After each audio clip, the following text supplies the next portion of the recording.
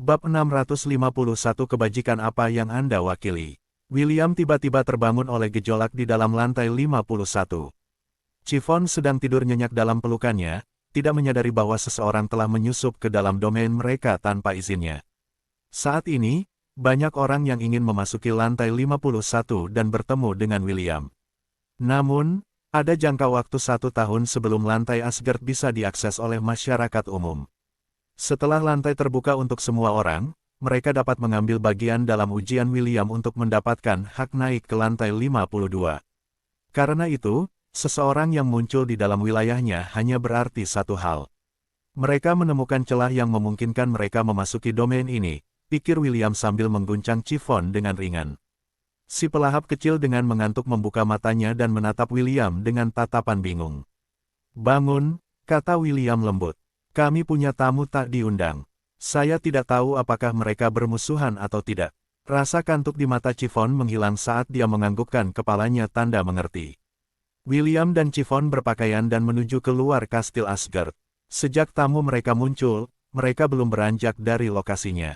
Hal ini membuat William merasa bahwa siapapun orang-orang ini, mereka tidak datang untuk memusuhi dirinya. Entah dari mana, Gulin Bersti dan Sarur muncul di samping Chiffon. Anak babi emas itu sedang menunggangi gada dan memekik manis untuk menyambut tuannya. Chiffon dengan lembut menepuk kepalanya sebelum memberinya peringatan. "Ada beberapa orang di dalam lantai Asgard," kata Chiffon. "Sarur, jaga Bacon. Kakak dan aku akan menangani ini sendiri." "Dimengerti," jawab Sarur. "Tapi, kami akan berada di dekatnya.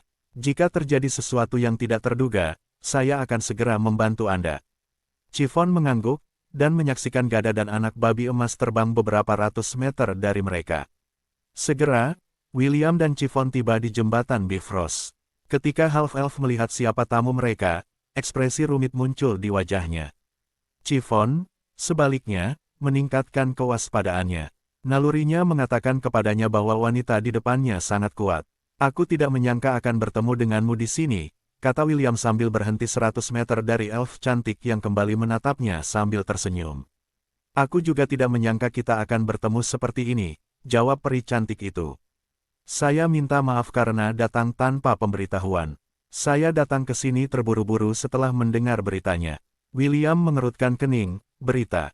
Berita apa?" Elf cantik itu tersenyum karena sudah mengharapkan jawaban ini dari William.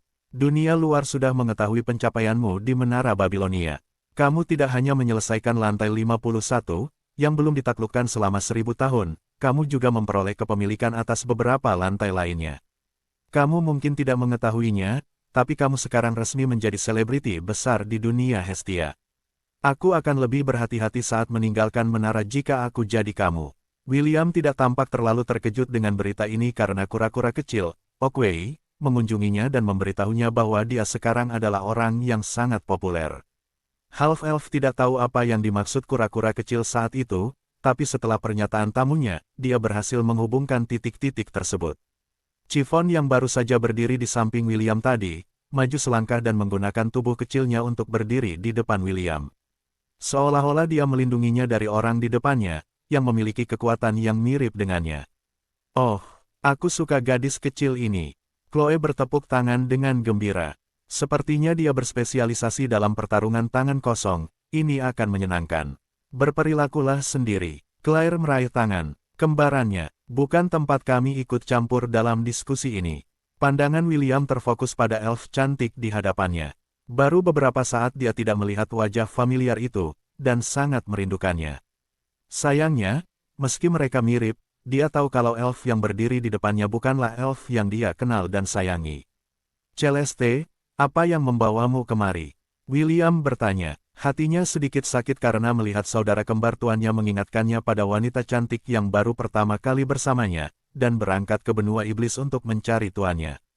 Celeste tersenyum. Kakaknya, Celine, telah memberitahunya bahwa William sudah mengetahui identitasnya.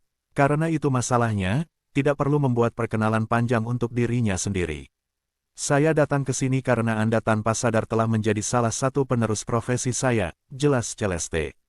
"Saya datang ke sini, sebagai nenek moyang familia Mancer, untuk mengajari Anda cara mengaktifkan kekuatan Anda." Sebelum William sempat menjawab, Chiffon mengambil posisi bertarung saat dia menyuarakan pertanyaan. Kebajikan apa yang kamu wakili? Chiffon bertanya. Jika kamu tidak memberiku jawaban yang jujur, aku tidak akan membiarkanmu mendekati Will. Karena Chiffon bisa dengan mudah merasakan kehadiran 7 dosa mematikan, dia juga bisa merasakan rekan mereka juga. Maksudku, tidak ada salahnya, jawab Celeste. Saya merasa tidak nyaman mengungkapkan kebajikan saya kepada siapapun.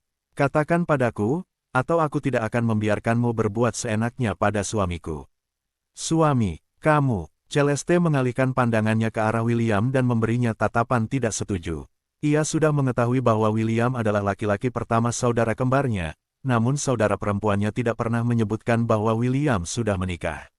Selain misi yang diberikan kepadanya, motivasi Celeste untuk datang ke menara secepatnya adalah karena rasa penasarannya terhadap pria pilihan saudara kembarnya. Dia ingin melihat orang yang telah dipertaruhkan oleh Celine, untuk mencoba melepaskan diri dari ramalan yang telah mereka lawan sepanjang hidup mereka. Kamu sudah menikah? Celeste bertanya. Kakak tidak memberitahuku apapun tentang ini. Rumit, jawab William sambil meletakkan tangannya di bahu Chiffon. Tapi, Chiffon memang istriku. Kami menikah di sini, di lantai 51. Apakah itu bagian dari alasan bagaimana kamu bisa menaklukkan lantai ini? Ya, menarik. Celeste mengincar gadis berambut merah muda yang berhasil menikahi murid saudara kembarnya. Aku akan menanyakan lebih detailnya nanti. Sebaiknya kamu tidak menyembunyikan apapun. Aku akan melaporkan hal ini pada adikku. Apapun hukuman yang akan dia berikan padamu nanti, lebih baik kamu menerimanya tanpa ada perlawanan. Sudut bibir William bergerak-gerak karena Celeste bertingkah seperti ibu mertua yang mengetahui menantunya selingkuh. Saat ini terjadi, dua makhluk mirip peri yang tampak persis seperti Celeste memandang William seolah dia adalah semacam sampah. Kau masih belum menjawab pertanyaanku, desak Chiffon. Kebajikan apa yang kamu wakili? William menarik istrinya yang penuh semangat ke dalam pelukannya dan menepuk kepalanya. Tidak apa-apa, dia tidak memusuhi kita, kamu juga bisa merasakannya, kan? Will, kamu tidak mengerti, jawab Chiffon. Masing-masing dari 7 dosa membawa kekuatan yang dapat melanggar hukum dunia. Celeste adalah salah satu dari 7 kebajikan, artinya, dia juga memiliki kekuatan semacam itu. Jika kamu menghadapinya dengan santai, mereka mungkin akan menusukmu di belakang. Tidak jika Will menusuk mereka dari belakang terlebih dahulu ke keke. Melihat istrinya tidak mau menerima jawaban tidak, William menghela nafas dan menganggukkan kepalanya. Saya minta maaf mengenai hal ini, tetapi bisakah Anda memberitahu kami kebajikan apa yang Anda wakili? William bertanya, aku adalah murid kakakmu. Aku bersumpah demi namaku dan dia bahwa aku tidak akan memberitahu siapapun tentang hal itu. Celeste tahu bahwa tidak ada cara lain untuk memperbaiki masalah ini karena gadis berambut merah muda itu bersikeras untuk mengetahui apa itu keilahiannya. Karena tidak punya pilihan, dia memutuskan untuk berkompromi dan mengungkapkan kebajikan yang dia miliki. Izinkan saya memperkenalkan diri secara resmi, Celeste memberi hormat sederhana sambil memandang William dari tempatnya berdiri. Selain nama kecilku, aku juga menggunakan nama kastitas. Celeste tersenyum. Saya adalah gadis yang mewakili kebajikan kesucian, Celeste di Wisteria. Merupakan kehormatan dan kehormatan bagi saya untuk bertemu dengan putra orang suci dari pohon dunia, dan pahlawan para peri, serta satu-satunya murid dari pohon dunia, adikku, Celine. Aku sudah lama ingin bertemu denganmu, William von Ainsworth. Aku berdoa semoga hubungan kita baik-baik saja. Bukan hanya demi dirimu, tapi juga demi adikku. Bab 652 tamu tak terduga di lantai Asgard. Kesucian, William mengangkat alisnya. Jadi, kamu adalah rekan Sidoni. Jika yang kamu maksud adalah gadis yang mewakili dosa nafsu maka ya, aku adalah rekannya. Celine memandang William dengan rasa ingin tahu. Bukan hanya adikku, tapi dia juga memiliki gadis kecil itu sebagai kekasihnya. Belum lagi, dia juga mengenal dosa nafsu. Memiliki 3 dosa di sisinya membuatnya kemungkinan besar menjadi kandidat pangeran kegelapan. Benua Silvermoon, serta beberapa faksi yang mengetahui ramalan itu, terus mengawasi calon-calon yang mungkin cocok dengan ramalan peri. Beberapa dari mereka ingin mengendalikan pangeran, sementara yang lain ingin melenyapkannya. Saat ini, Celeste berada di faksi yang ingin membunuh pangeran kegelapan, jadi ramalan itu tidak akan terjadi. Kakaknya telah menggunakan tubuhnya untuk menguji apakah William memang pangeran, namun hasilnya negatif. Celeste bahkan menggunakan keilahiannya untuk menyapu tubuh kembarannya, untuk mencari tanda kepemilikan yang dinubuatkan yang akan diberikan pangeran kepada pengantin sahnya. Karena dia tidak melihat tanda apapun pada adiknya, kecurigaannya terhadap William sebagai pangeran telah berkurang, namun tidak hilang sama sekali. Jika Half-Elf menunjukkan sedikit firasat bahwa dialah yang ada dalam ramalan, Celeste tidak akan ragu untuk membunuhnya, bahkan jika saudara perempuannya, Celine, akan membencinya selamanya. Sementara William memikirkan langkah selanjutnya, Chloe, peri kecil berambut pirang yang tampak seperti Celeste mengangkat tinju kecilnya dan mengajukan permintaan.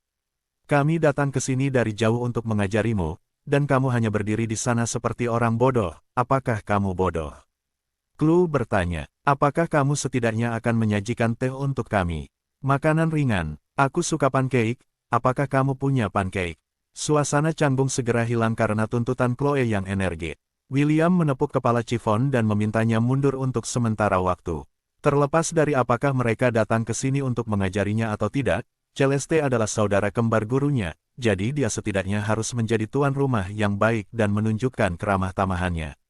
Di mana sopan santunku? William tersenyum melihat ketiga pengunjungnya. Dia kemudian mengulurkan tangannya dengan sikap ramah dan menyatakan nama wilayah kekuasaannya. Sebagai pengunjung pertama domain saya menyambut Anda semua di Asgard. Silakan ikuti saya. William memegang tangan Chiffon dan berjalan menuju kastil. Celeste memandang jembatan pelangi yang ada di depannya dengan penuh rasa ingin tahu sebelum melangkah maju. Dia telah melihat banyak hal menakjubkan selama masa kecilnya, tapi ini adalah pertama kalinya dia melihat pemandangan seperti ini. Jembatan Bifrost sungguh menakjubkan untuk dilihat.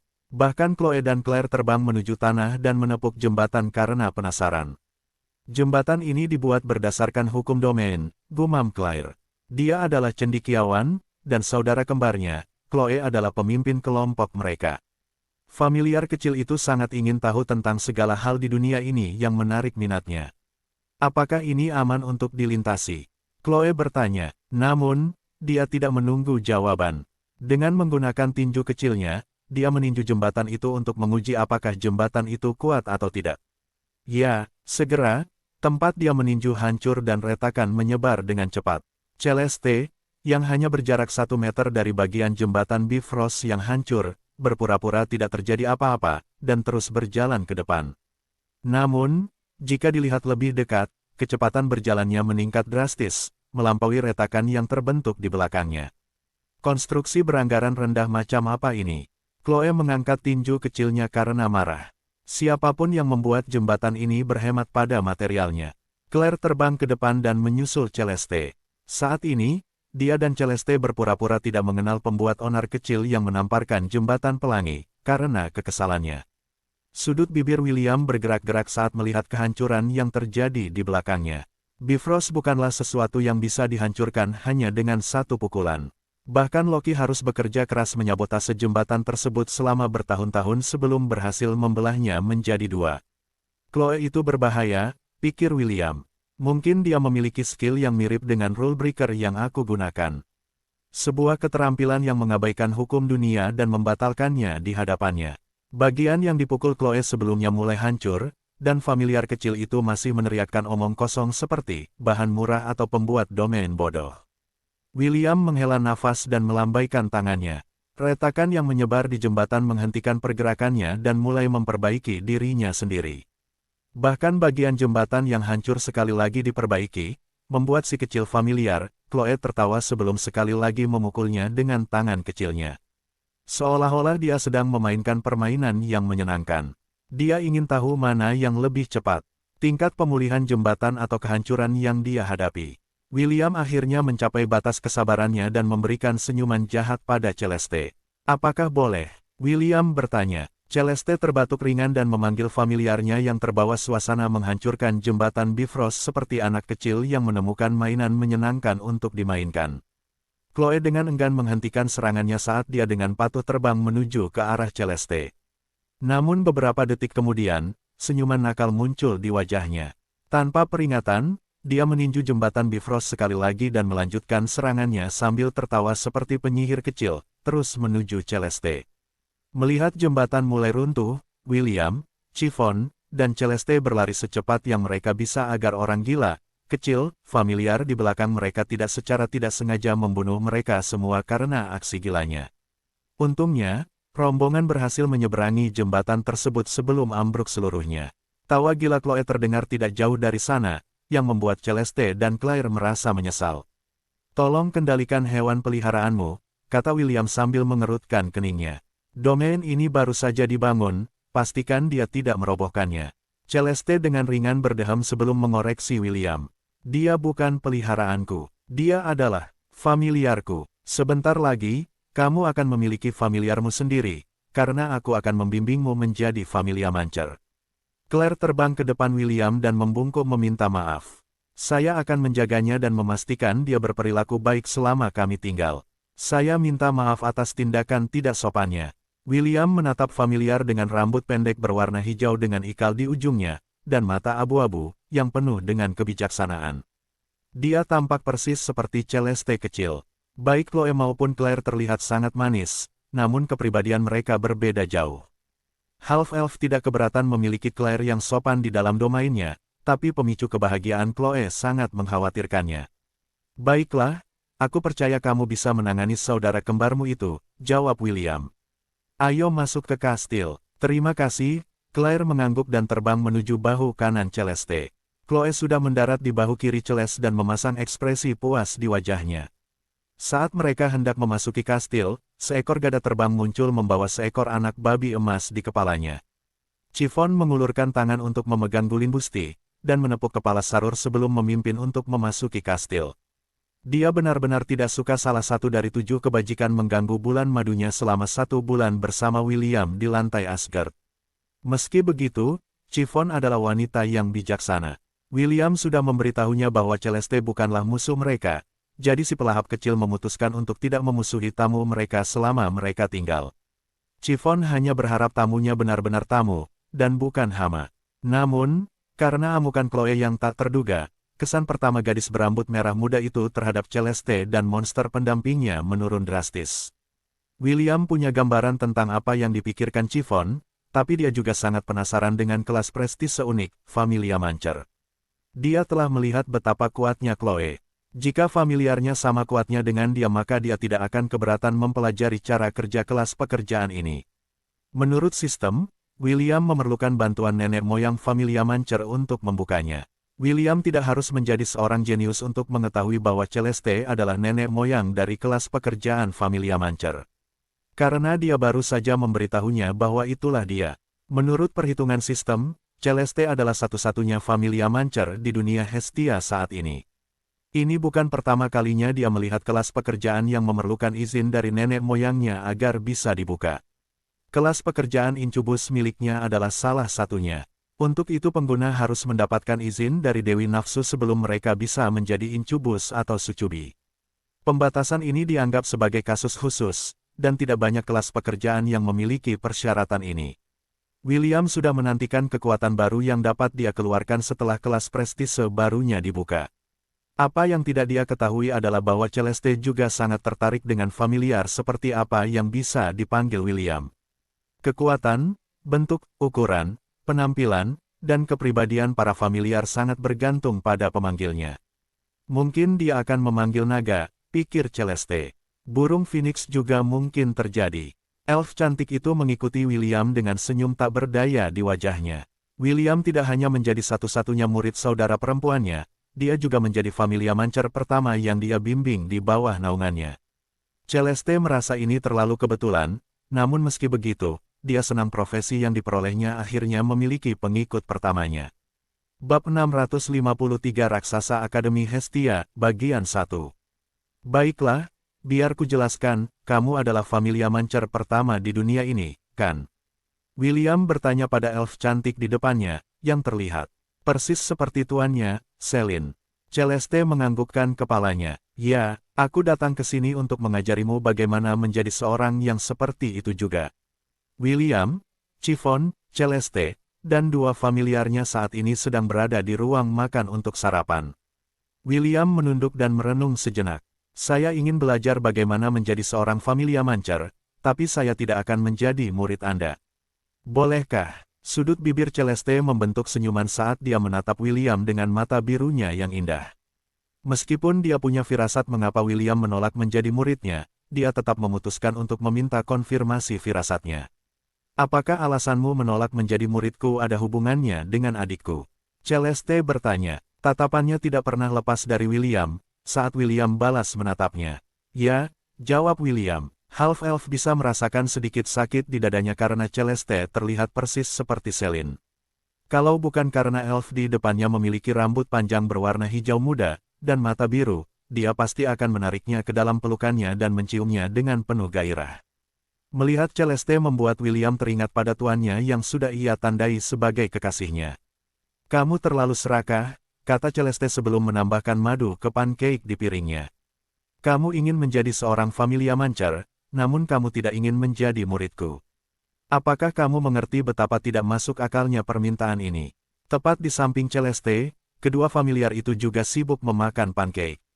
Tak jauh dari mereka, beberapa elf, yang mengenakan pakaian pelayan, berdiri tegak, sambil bergiliran mengisi kembali makanan dan minuman di meja makan. Charmaine berdiri di samping William dan secara pribadi menuangkan jus buah ke dalam gelasnya. Dia adalah pelayan pribadi half-elf, dan selalu melakukan tugasnya dengan kemampuan terbaiknya. Anehnya, Celeste tampak tidak peduli dengan pengaturan ini. Meskipun dia sendiri adalah seorang elf, dia tidak keberatan melihat para elf melakukan tugas-tugas yang mirip dengan pelayan. Bisakah kamu menjadikanku seorang familia mancer dan membiarkanku begitu saja? Aku akan mempelajari profesi ini sendiri. Saya mulai menyesali keputusan saya untuk melakukan perjalanan ke menara secepat mungkin. Celeste menghela nafas. Kalau saja aku tahu kamu mempunyai sikap seperti ini, aku tidak akan repot-repot datang ke sini. Celeste tahu William tidak menyukainya. Ini adalah pertama kalinya seseorang memperlakukannya seperti ini. Di benua Silvermoon, semua orang akan memandangnya dengan kagum. Bahkan keluarga kerajaan akan menyambutnya setiap kali dia mengunjungi istana. Di Akademi Hestia, semua anak laki-laki akan memandangnya dengan rasa tergila-gila, dan anak perempuan dengan rasa kagum. Bahkan raja dan kaisar di benua tengah akan memberikan undangan dan lamaran pernikahan karena kecantikan dan identitasnya. Namun, di lantai Asgard, seorang half-elf memperlakukannya seperti seorang salesman mencurigakan yang menjajakan dagangannya di pintu depan mereka. Perasaan ini sangat menyegarkan baginya. Seseorang benar-benar berani menolaknya. William tidak tahu bahwa penolakannya yang terus-menerus terhadap Celeste hanya mengipasi tekadnya untuk menjadikannya familia mancer kedua di dunia Hestia. Familia mancer pasti mempunyai sikap seperti ini, pikir Celeste. Tidak terpengaruh oleh kecantikan, ketenaran, dan kekayaan. Kurasa kakakku benar dalam memilih orang ini. Jika James ada di sana dan mendengar pikiran Celeste, dia mungkin akan tertawa terbahak-bahak karena anggapan Celeste yang salah. William tidak terpengaruh oleh kecantikan. Jika dia tidak terpengaruh oleh kecantikan maka dia tidak akan memikirkan gurunya yang cantik ketika mereka menghabiskan waktu bersama ketika dia masih muda. Tidak, terpengaruh oleh ketenaran. Lelucon yang luar biasa. Meskipun William terkadang bersikap rendah hati, dan memiliki temperamen yang rendah hati ketika dipuji, jauh di lubuk hatinya dia mengisyaratkan agar orang-orang memujinya, terutama ketampanannya. Adapun tidak terpengaruh oleh rejeki. Ini adalah lelucon terbesar di dunia. Jika William punya keinginannya, dia akan menjara setiap kelompok bandit, perbendaharaan setiap bangsawan korup, dan bahkan menyelinap dan diam-diam menambang sumber daya tersembunyi di kekaisaran manapun yang dia kunjungi. Di antara garis keturunan James, William memiliki karakter serakah dalam hal menimbun kekayaan. Selama itu bernilai, half-elf pasti akan merebutnya tanpa gagal. Kalau begitu bagaimana kalau begitu, biarkan Chloe mengajarimu bagaimana menjadi seorang familia mancer, usul Claire yang baru saja selesai memakan pancake-nya. Terlepas dari apa yang kamu pikirkan, kamu masih membutuhkan seseorang untuk mengajarimu cara menggunakan kekuatan barumu dengan benar. Kami adalah familiar Celeste, jadi kami tahu satu atau dua hal tentang familiar. Bagaimana menurutmu? William melirik familiar kecil yang tampak seperti Celeste versi muda. Dia memiliki kesan yang baik terhadap Claire karena Claire memiliki pemikiran yang baik. Dia juga memiliki kepribadian yang sangat menenangkan yang sangat sulit untuk ditolak. Half-Elf akan langsung menyetujui usulan ini jika Claire bersedia menjadi orang yang mengajari William cara menjadi seorang Familiar Mancer. Namun, familiar kecil itu telah mendelegasikan saudara kembarnya yang berotot dan tidak punya otak, Chloe, untuk mengajar William. Dia melirik peri kecil yang sedang sibuk memakan pancake-nya. Pipi Chloe menggembung seperti seekor hamster, yang memenuhi kantong pipinya hingga penuh, karena makan berlebihan, dan sepertinya sama sekali tidak menyadari diskusi tersebut. Setelah mengingat apa yang dilakukan familiar gila itu pada jembatan Bifrost, William sangat khawatir dalam menyetujui lamaran Claire. Bagaimana kalau kamu mengajariku saja? William bertanya. Saya pikir Anda akan menjadi guru yang lebih baik. Claire tersenyum tapi dengan tegas menggelengkan kepalanya. Itu mungkin benar, tapi aku merasa kita berdua akan rukun, jawab Claire. Bagiku, ini bukanlah hal yang baik. Aku tidak ingin terikat dengan orang lain. Itu membuatku merasa lemah. Familiar kecil itu menatap William dengan mata abu-abunya yang tenang dan mantap yang sepertinya mengetahui semua rahasia dunia. William mempunyai perasaan bahwa hanya emosi yang sangat kuat yang dapat menimbulkan riak-riak di kedalaman kelabu yang seolah-olah membatasi seluruh dunia. William bisa merasakan bahwa Claire tulus padanya. Familiar tersebut tidak ingin membentuk keterikatan apapun, jadi dia memutuskan untuk menyerahkan tanggung jawab kepada saudara kembarnya, yang memiliki kemampuan untuk menghancurkan kastil Asgard jika dia menggunakan 70% kekuatan aslinya. Chiffon diam-diam memberi makan anak babi emas, bacon, sepotong pancake. Anak babi itu saat ini berada di atas meja dan menikmati kasih sayang tuannya. Sarur, di sisi lain, telah berubah menjadi pelindung lengan dan melengkapi dirinya ke lengan kiri Chiffon. Sama seperti Svalin, Mythical Mage memilih untuk tetap bersama Chiffon dan memastikan bahwa dia terlindungi dari bahaya. Chiffon masih sedikit marah karena waktu berkualitasnya bersama William berakhir sebelum waktunya, namun dia juga menghormati keinginan kekasihnya untuk menjadi lebih kuat. Karena dia adalah istrinya, Chiffon memutuskan untuk mendukung William dalam usaha apapun yang dia pilih. Setelah mendengar lamaran Claire, dia juga melirik familiar kecil yang baru saja meminta seporsi pancake lagi dari salah satu Elf Mates. Baru setelah menghabiskan pancake ke-9-nya, Chloe merasa ada yang tidak beres. Dia melirik semua orang yang hadir di meja dan menyadari bahwa mereka semua sedang memandangnya. Chloe mengerutkan kening, tapi ini hanya berlangsung sesaat. Setelah ragu sesaat, familiar Celeste sekali lagi meminta seporsi panekuk lagi, yang membuat bibir semua orang bergerak-gerak pada saat bersamaan. Setelah sarapan, William memutuskan untuk berkompromi dan menerima saran Claire. Celeste, sebaliknya, merasa terhibur dengan kejadian ini. Elf cantik itu bertanya-tanya apakah Chloe mampu mengajar seseorang tentang cara menjadi Familiar Mancer. Terlepas dari bagaimana hasilnya, ini adalah sesuatu yang Celeste ingin lihat dengan matanya sendiri. William memimpin rombongan ke tempat latihan. Ada sesuatu yang harus dia uji, jadi dia memutuskan untuk melihat seberapa kuat familiar itu. Penampilan Chloe di Bifrost Bridge meninggalkan kesan mendalam dalam dirinya. Dia ingin memahami sepenuhnya bagaimana familiar kecil seperti dia bisa menghasilkan kerusakan sebesar itu, bahkan dengan tubuh kecilnya. Saat tuanku, Selin, mengajariku ilmu hitam, kami berdua sering berdebat bersama, kata William sambil berbalik menatap Chloe. Jika kamu ingin menjadi tuanku, kamu harus membuktikan dirimu terlebih dahulu. Ayo bertarung, tunjukkan padaku betapa kuatnya seorang familiar. Mata Chloe membelalak kaget, dia tidak menyangka kalau William akan menantangnya berkelahi. Celeste dan Claire yang berdiri di samping mencibir dalam hati mereka. Di antara mereka bertiga, Chloe lah yang menganjurkan kekerasan. Hal yang paling disukainya adalah menghancurkan dan menghajar benda-benda yang menghalangi jalannya.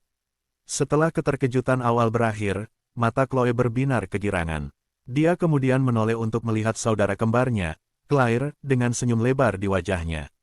Hah, sudah ku bilang pertarungan adalah cara terbaik untuk membangun hubungan, tapi kamu tidak mau mempercayaiku. Chloe memasang ekspresi puas di wajahnya, yang membuat Claire menghela nafas dalam hati. Tahan pukulanmu, oke, kami tidak ingin kamu membunuhnya secara tidak sengaja, jawab Claire. Jangan khawatir, aku akan melakukannya dalam mode moderasi. Ya, saya akan melakukannya dengan modetasi.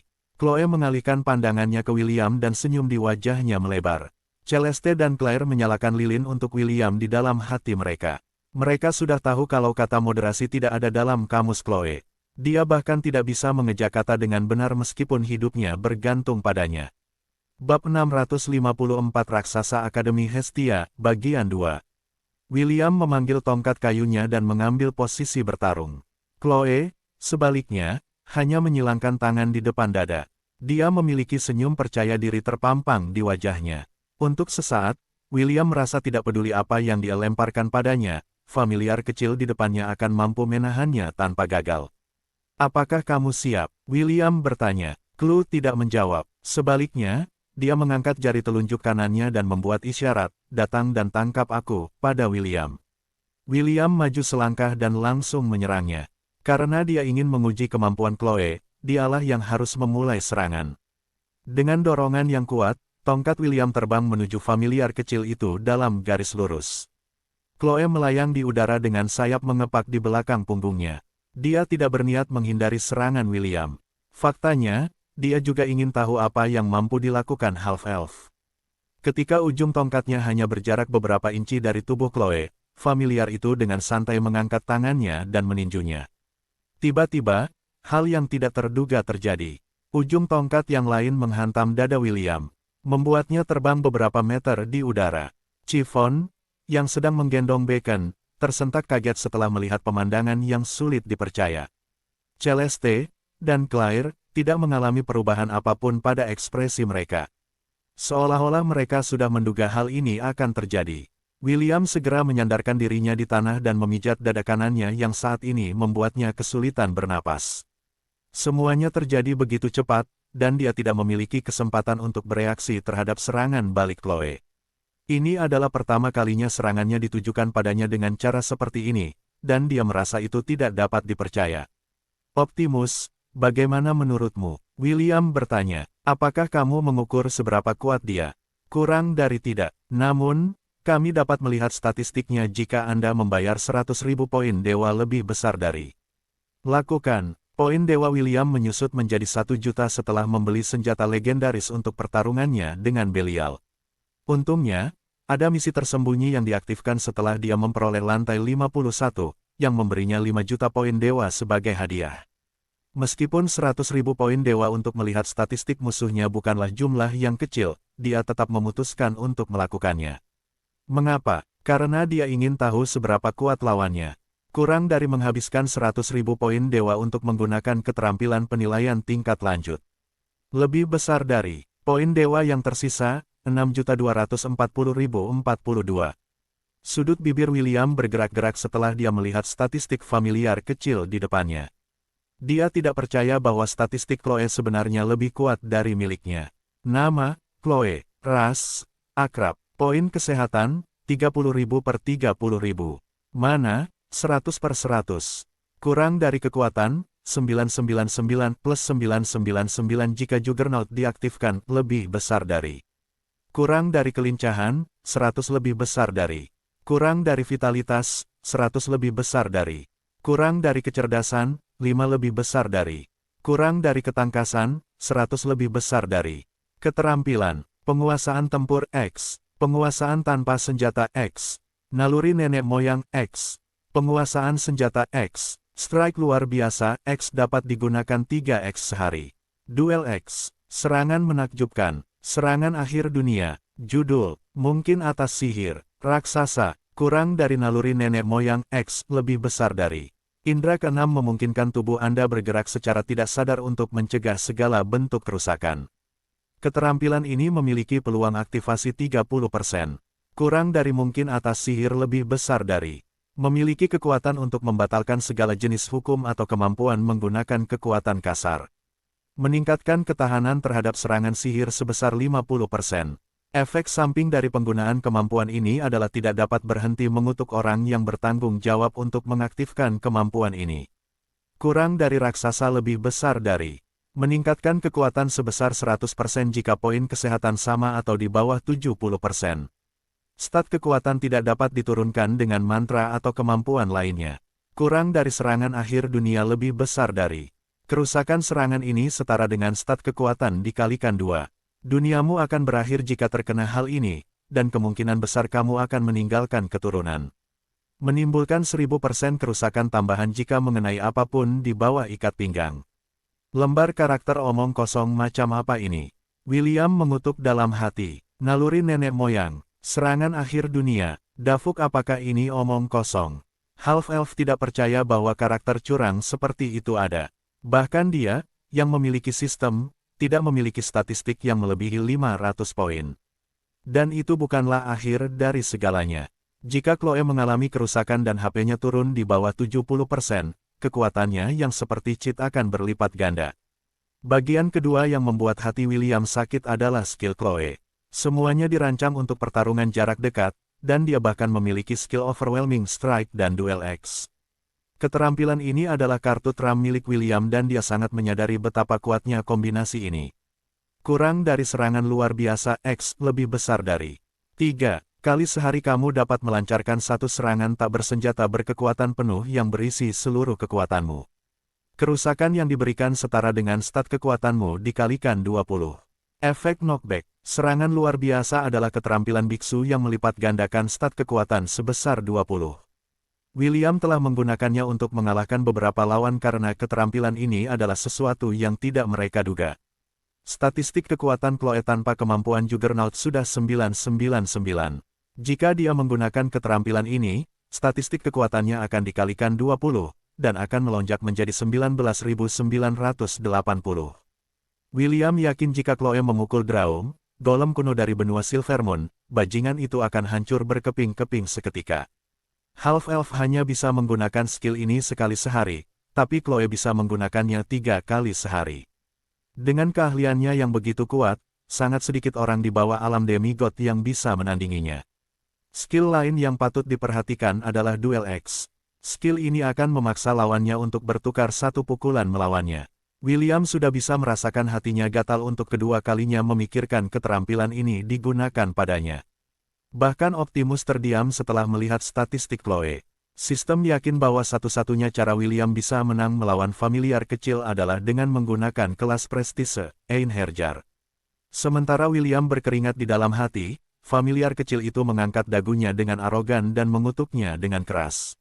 Apakah itu yang terbaik? Chloe bertanya dengan nada meremehkan. Efek samping dari skill Lawbreaker miliknya telah aktif. Kami baru saja bentrok sekali dan kamu sudah linglung. Bibi di kantin Akademi Hestia memberikan pukulan yang lebih kuat darimu. Ada apa? Apakah kamu takut bahkan tidak bisa melawan? Seperti yang diharapkan dari setengah elf, wajahmu terlihat seperti api. William hampir saja meludahkan darah saat itu juga. Dia pernah menggunakan kutukan yang sama pada musuh-musuhnya di masa lalu, dan mereka menjadi marah ketika mendengarnya. Sekarang kutukan yang sama digunakan untuk melawannya, dia merasa ususnya sakit. Familiar kecil masih belum puas dan terus mengejek William dengan sikap angkuh. Saya hanya menggunakan 30% dari kekuatan penuh saya. Chloe menyatakan dengan arogan. Jika kamu bisa membuatku menggunakan 70% kekuatanku, aku akan mengenalimu sebagai muridku. Sekarang lawan aku. Chiffon yang menonton dari samping setengah khawatir, dan setengah geli dengan keadaan suaminya saat ini. Dia khawatir karena sepertinya lawan William lebih kuat darinya, dan setengah geli karena baru pertama kali dia melihat ekspresi wajah William yang sembelit. Celeste dan Claire tertawa terbahak-bahak karena ini adalah pemandangan yang sangat umum di Akademi Hestia. Chloe diberi label sebagai Juggernaut Akademi Hestia karena dia adalah penjahat akademi. Bahkan kepala sekolah pun tidak berdaya melawannya. Satu-satunya cara untuk menenangkannya adalah dengan menghujaninya dengan pujian, dan memberinya hadiah dari waktu ke waktu. Belakangan, para mahasiswa, profesor, dan staf akademi telah belajar bagaimana menghadapi familiar terkenal yang terbang di sekitar akademi. Ini adalah pertama kalinya William melawan Chloe, jadi Celeste dan Claire yakin Half-Elf akan menganggapnya sebagai lawan yang sangat sulit dikalahkan. William memejamkan mata dan menenangkan napasnya. Dia tahu bahwa ada banyak makhluk kuat di Hestia, tapi dia tidak menyangka akan menemukan seseorang sekuat Chloe. Tentu saja, monster pendamping kecil itu bukanlah makhluk maha kuasa. Memang benar, dia memang kuat. Namun, jika dia dilempar untuk melawan gerombolan monster Belial, Chloe pasti akan dikalahkan karena keahliannya terletak pada pertarungan. 1 lawan 1. Biarpun dia mampu mengalahkan selusin lawan secara bersamaan, dia tidak seperti William yang bisa melawan puluhan ribu musuh di saat yang bersamaan. Jika dilihat dari sudut ini maka Chloe tidak sekuat itu. Namun, faktanya tetap bahwa William tidak sedang berperang. Dia bertarung melawan satu musuh, dan kekuatannya mengharuskan dia untuk menghadapi pertempuran dengan serius. Pada saat itulah suasana di sekitar William berubah. Rambut merahnya tumbuh dan berubah menjadi perak. Chloe pun merasakan perubahan keadaan William saat ini. Namun, bukannya merasa cemas, senyuman jahat muncul di wajahnya. Stormcaller dan Soleil muncul di samping William. Kedua senjata hidup itu melayang di udara saat tubuh mereka ditutupi oleh petir dan api. Nama, William von Ainsworth. Ras, setengah elf. Poin kesehatan, 365.100 per 365.100. Mana, 396.600 per 396.600. Kelas pekerjaan, Gembala tembakan cepat level 30. Subkelas, Einherjar level max. Kurang dari kekuatan, 258 plus 972 lebih besar dari. Kurang dari kelincahan, 275 plus 997 lebih besar dari. Kurang dari vitalitas, 254 plus 966 lebih besar dari. Kurang dari intelijen, 295 plus 1027 lebih besar dari. Kurang dari ketangkasan, 315 plus 1058 lebih besar dari.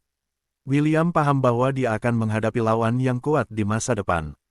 Jika dia bahkan tidak mempunyai keberanian untuk menghadapi Chloe, lalu apa tujuannya ingin menjadi lebih kuat? Meski lawannya mendominasi pertarungan 1 lawan 1, William tidak percaya bahwa dia akan dikalahkan dengan mudah jika dia berusaha sekuat tenaga. Bagus, kata Chloe sambil tersenyum. Lebih tepatnya begitu, karena kamu memutuskan untuk melawanku dengan serius, aku akan menggunakan 60% kekuatanku. Chloe mengambil posisi bertarung dan tubuhnya bersinar kemasan. Jiwa luar biasa, Chloe menyatakan. Tiba-tiba gelombang kejut yang kuat meletus di sekitarnya. Tubuh familiar kecil itu tumbuh hingga tingginya sama dengan Chiffon. William menatap Celeste versi remaja, yang kehadirannya telah berubah drastis. Karena William telah menggunakan skill appraisal pada Chloe 1 kali, dia dapat menggunakan skill ini lagi untuk memeriksa statistiknya tanpa membayar poin dewa tambahan. Dia segera menggunakan skill appraisal miliknya dan memeriksa informasi lawannya yang menggunakan 60% kekuatan penuhnya. Nama, Chloe. Ras, akrab. Poin kesehatan, 150.000 per 150.000. Mana, 2.500 per 2.500. Kurang dari kekuatan, 5.000 plus 5.000 jika Juggernaut diaktifkan, lebih besar dari. Kurang dari kelincahan, 500 lebih besar dari. Kurang dari vitalitas, 500 lebih besar dari. Kurang dari kecerdasan, 50 lebih besar dari. Kurang dari ketangkasan, 500 lebih besar dari. William tidak menyangka Chloe memiliki wujud kedua. Selain itu, statistiknya juga meningkat drastis. Meskipun statistik William secara keseluruhan lebih kuat, statistik kekuatan Chloe tidak perlu diragukan lagi. Jika dia terkena pukulannya, dia pasti akan merasakan kesakitan yang luar biasa. Wajah cantik Chloe berseri-seri gembira saat dia mengambil posisi bertarung. Sudah lama sejak dia mengambil formulir ini, dan dia sangat senang bisa mengamuk setelah terlalu lama terkurung di Akademi Hestia. Keduanya sekarang berada di tahap awal Sein Rank. Celeste, Claire, dan Chiffon telah mundur ke jarak yang aman agar kedua petarung bisa mengerahkan seluruh kemampuannya. Mereka tahu bahwa mereka hanya akan menghalangi pertempuran jika mereka tetap tinggal. William memandang lawannya dengan ekspresi serius di wajahnya. Ini bukan lagi sebuah perdebatan. Ini adalah pertarungan yang akan membuat Half-Elf memahami keterbatasannya, sementara dia menggunakan job kelas terkuat di gudang senjatanya. Half-Elf tidak menyangka bahwa dia akan menggunakan kelas prestisenya secepat ini, dan dia harus mengakui bahwa peluangnya untuk menang melawan Chloe adalah 50-50. Apakah kamu siap? Chloe bertanya. Kali ini, dialah yang berinisiatif menanyakan William apakah dia siap. Ini adalah caranya menunjukkan rasa hormat kepada lawannya yang telah memutuskan untuk berusaha sekuat tenaga melawannya. Ya, jawab William. Aku siap. William paham kalau ancaman Chloe sangat nyata. Jika familiar tersebut benar-benar ingin menggunakan Duel X dan Overwhelming Strike untuk melawannya, dia harus mempertaruhkan nyawanya, agar bisa bertahan dari pukulan yang cukup kuat untuk melenyapkan kastil Asgard dengan satu pukulan.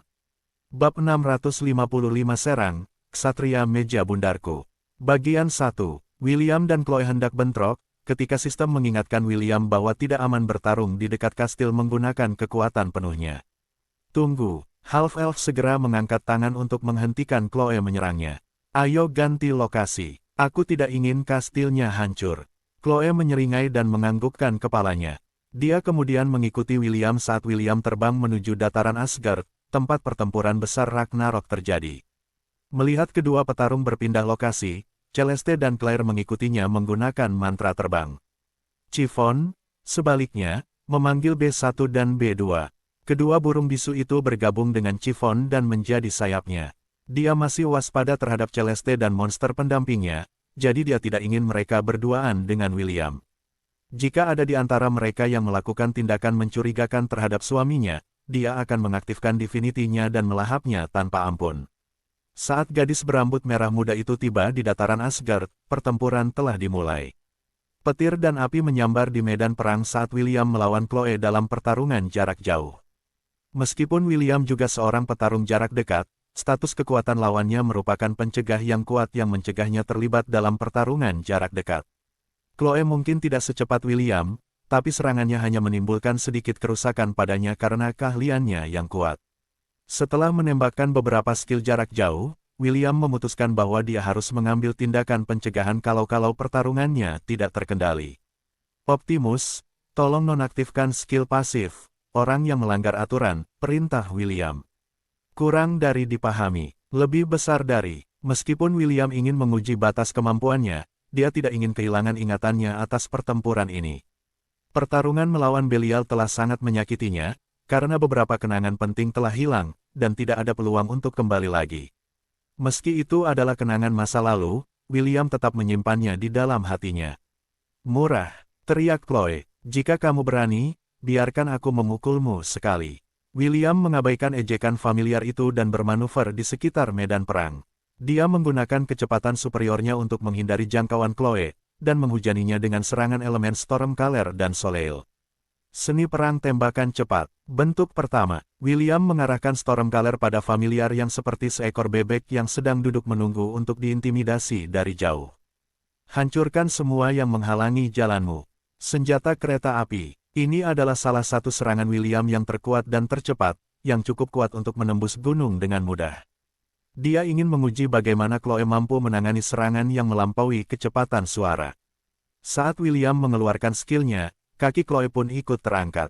Segera terdengar suara yang memekakkan telinga di udara saat railgun William benar-benar dinetralkan oleh tendangan familiar itu. Bagus, mata Chloe menyipit. Itu adalah salah satu kemampuan berbahaya yang kamu miliki di sana.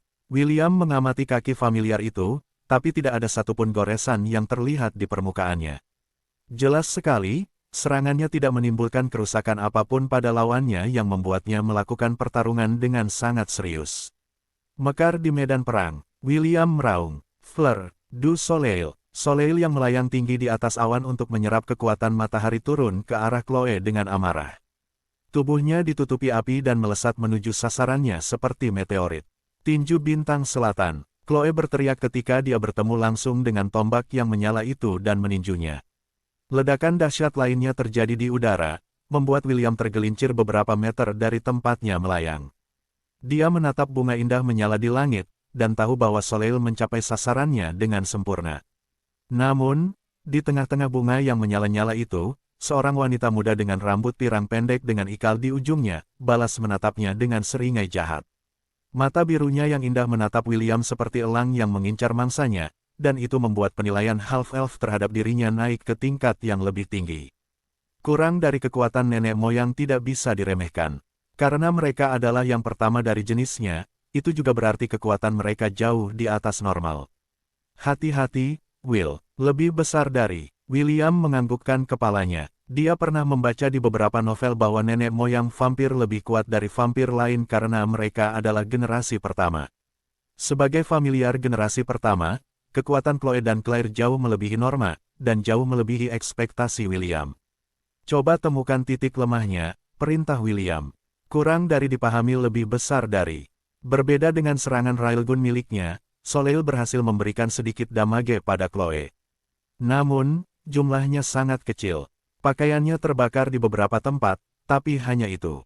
William memperhatikan statistiknya dan menyadari bahwa skill Juggernaut miliknya masih belum diaktifkan.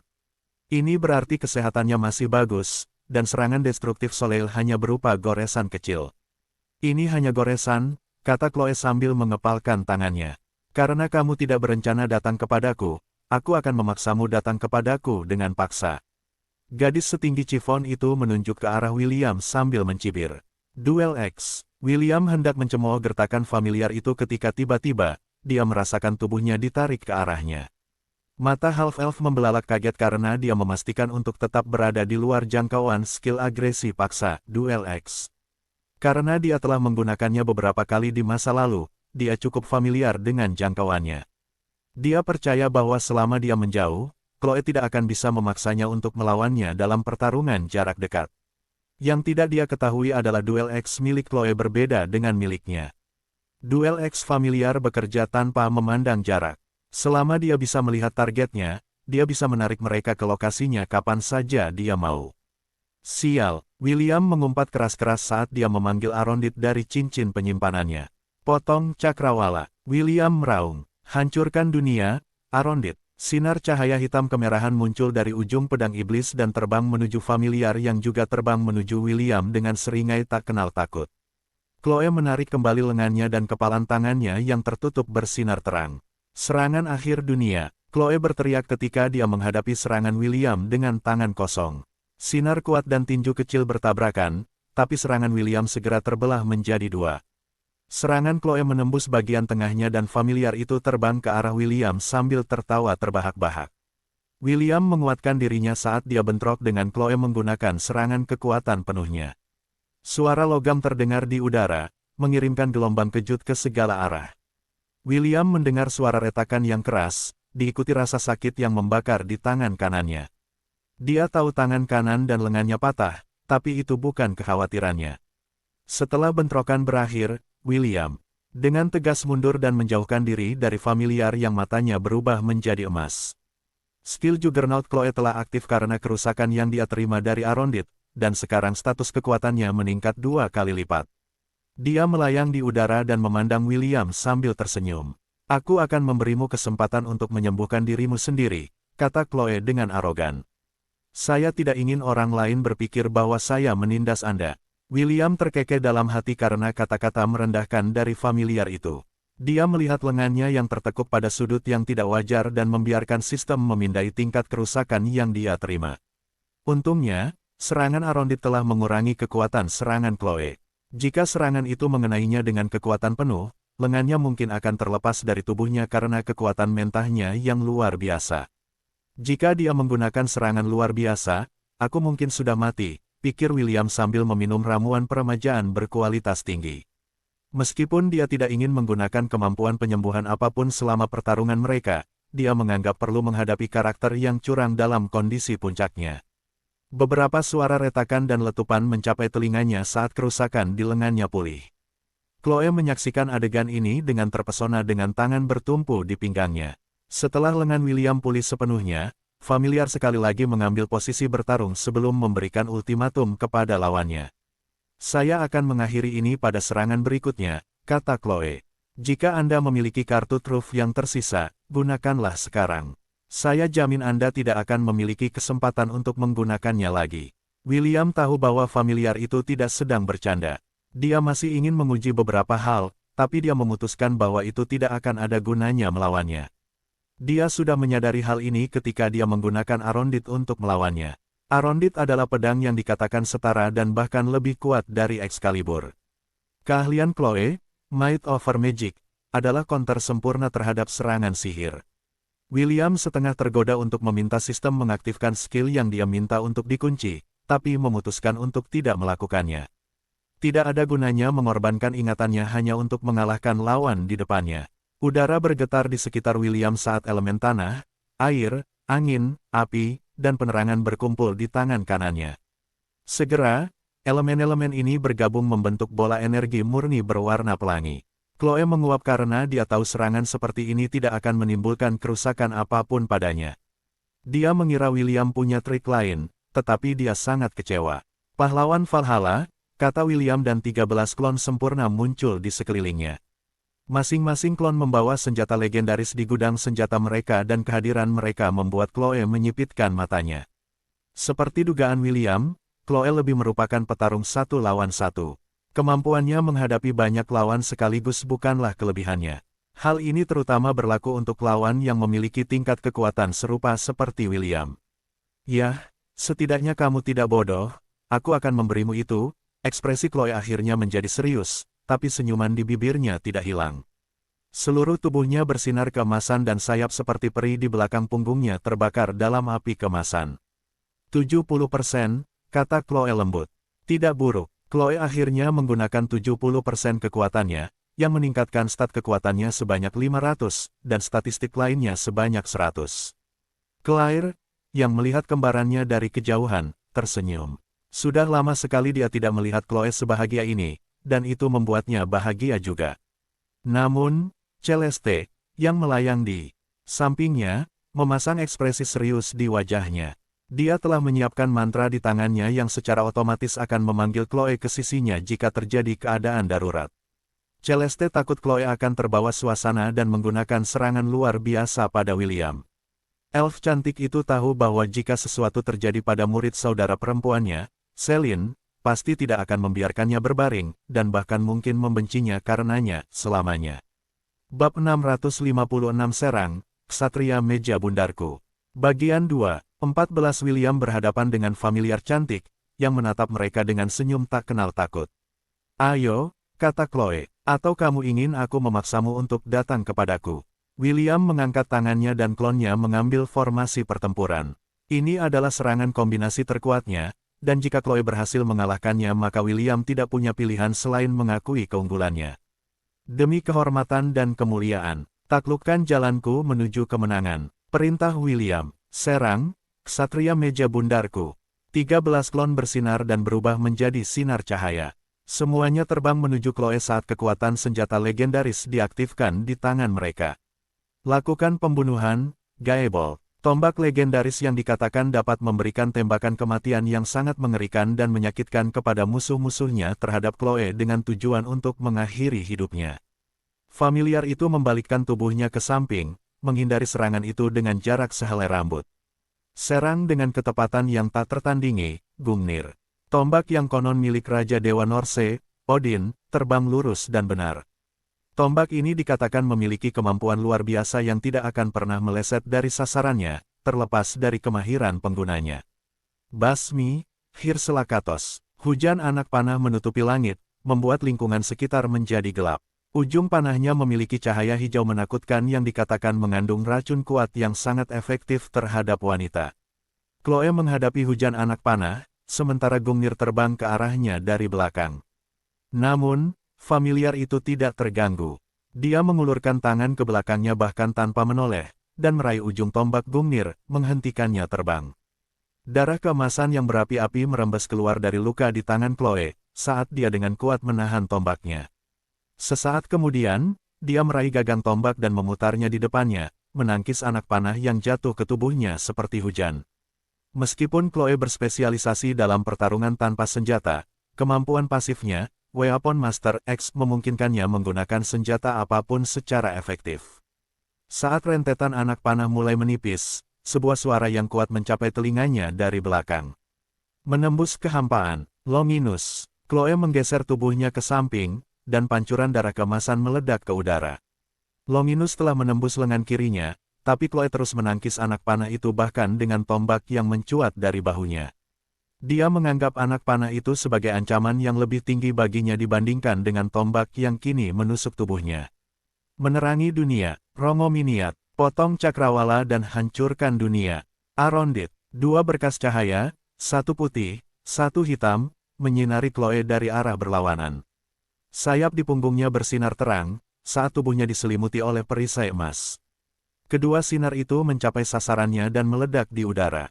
Itu menciptakan ledakan tipe jamur yang membutakan sesaat semua orang di medan perang. Saat cahaya surut, seorang wanita muda dengan pakaian compang camping muncul di hadapan semua orang. Pakaiannya hampir tidak ada, memperlihatkan tubuh yang penuh dengan luka. Darah mengalir kemana-mana, dan siapapun yang melihatnya pasti akan merasakan patah hati, akibat kekerasan yang dilakukan terhadap gadis belia tersebut. Namun, meski saat ini dia berada dalam kondisi yang sangat menyedihkan, mata Chloe masih terlihat jernih dan bibirnya masih menunjukkan senyuman, meskipun kondisinya saat ini. Duel X, kata Chloe sambil mengarahkan jarinya ke arah William. Tubuh half-elf meluncur ke depan, tapi dia tidak merasa terganggu olehnya. Kekuatan di tangannya telah mencapai puncaknya. Bahkan jika Chloe memiliki kemampuan Might over Magic, serangan yang berisi semua elemen kuat di dunia ini akan menghancurkan semua yang dilewatinya. Akhir dunia, badai. William meraung sambil mengulurkan tangan kanannya ke depan. Chloe menarik kembali lengannya saat aura kuat berfluktuasi di udara. Ketika seluruh kekuatan di tubuhnya telah terkumpul di tangannya, dia melepaskan serangan terkuat di gudang senjatanya. Serangan yang cukup kuat untuk menghancurkan Draum hingga berkeping-keping. Serangan luar biasa. Chloe menghadapi serangan William dengan serangannya sendiri. Saat kedua serangan itu bertabrakan satu sama lain, ledakan dahsyat lainnya mengguncang seluruh lantai Asgard. Klon William terpesona dan berubah menjadi partikel cahaya. Chiffon, Celeste, dan Claire terdorong mundur oleh gelombang kejut yang kuat sejauh beberapa ratus meter sebelum berhenti. Seolah-olah mencapai pemahaman, mereka bertiga segera terbang menuju miniatur matahari bersinar yang saat ini sedang mengambang di tempat bentrokan William dan Chloe. Ini adalah pertempuran besar pertama yang terjadi di lantai Asgard sejak konsepsinya, dan meninggalkan bekas dalam ingatan semua orang yang berada di sana untuk menyaksikan pertempuran tersebut berlangsung. Kekaisaran Kreator. Ashe tiba-tiba terbangun dari tidurnya ketika dia merasakan sakit yang membakar pada permata biru yang tertanam di dadanya. Dia terengah-engah karena rasa sakitnya terlalu berat untuk ditanggungnya. Putri Sidoni yang sedang tidur di sampingnya juga terbangun. Namun, bukan sang putri yang saat ini bertanggung jawab atas tubuh tersebut, melainkan separuh lainnya, Morgana. Morgana menggunakan kekuatannya untuk membantu menstabilkan tubuh Ashe saat Ashe menahan rasa sakit yang luar biasa di tubuhnya. Beberapa menit kemudian, putri duyung cantik itu terjatuh di tempat tidur, benar-benar kehilangan kekuatan apapun. Morgana terkejut dan segera mengeluarkan pil dari cincin penyimpanannya dan memberikannya secara paksa kepada Ashe, yang saat ini dalam kondisi semi-vegetatif. Beberapa menit kemudian, jari putri duyung itu bergerak-gerak, sebelum perlahan membuka matanya. Ashe saat ini terlihat sangat kuyus seolah-olah dia baru saja bertarung dalam 100 pertempuran tanpa henti. Untuk saat ini, atur pernapasanmu, kata Morgana sambil membantu Ashe mengambil posisi duduk. Jangan khawatir, aku di sini. Semuanya akan baik-baik saja. Ashe dengan lemah menyandarkan punggungnya pada tubuh Morgana, dan Morgana memeluknya erat-erat. Setelah beberapa menit, pernapasan putri duyung kembali normal, namun dia masih merasa sangat lemah. Apa yang telah terjadi? Putri Sidoni telah bertukar dengan Morgana dan menahan Ashe di tempatnya. Apa terjadi sesuatu pada Will? Ya, jawab Ashe dengan susah payah. Aku tidak tahu secara spesifik, tapi sepertinya dia bertarung sengit, sambil memaksakan diri hingga batasnya. Namun, kamu tidak perlu khawatir. Dia baik-baik saja. Karena Ashe memberikan separuh hatinya kepada William, dia bisa merasakan emosinya yang kuat, serta luapan kekuatan yang datang dari kekasihnya. Ketika William mengaktifkan pahlawan Valhalla, dan melepaskan World and Tempest berkekuatan penuh, kelebihan energi melintasi ruang dan waktu untuk mencapai Ashe, yang sedang tidur nyenyak di Kekaisaran Kreator. Putri Sidoni mengerutkan kening saat dia mengumpulkan petunjuknya. Tiba-tiba sebuah kesadaran muncul di benaknya. Will saat ini tinggal di lantai Asgard, kata Putri Sidoni. Jika aku mengingatnya dengan benar, seharusnya tidak ada seorang pun yang bisa memasuki lantai itu. Jika apa yang kamu katakan itu benar, bukankah itu berarti Will baru saja bertarung dengan seseorang, dan orang ini sangat kuat? Agar dia menggunakan semua kekuatannya, dan membuatmu merasakan efeknya membuktikan bahwa pertarungan ini bukanlah pertarungan yang sederhana. Ashe mengangguk karena dia tidak segera menyadari fakta ini. Meskipun mereka tidak dapat bertemu William di domain 1000 binatang, mereka masih dapat berkomunikasi dengan baik. William telah memberitahunya tentang keadaannya saat ini, jadi kedua gadis itu tahu bahwa dia tidak bisa meninggalkan menara, dan harus tinggal di lantai Asgard selama sebulan penuh.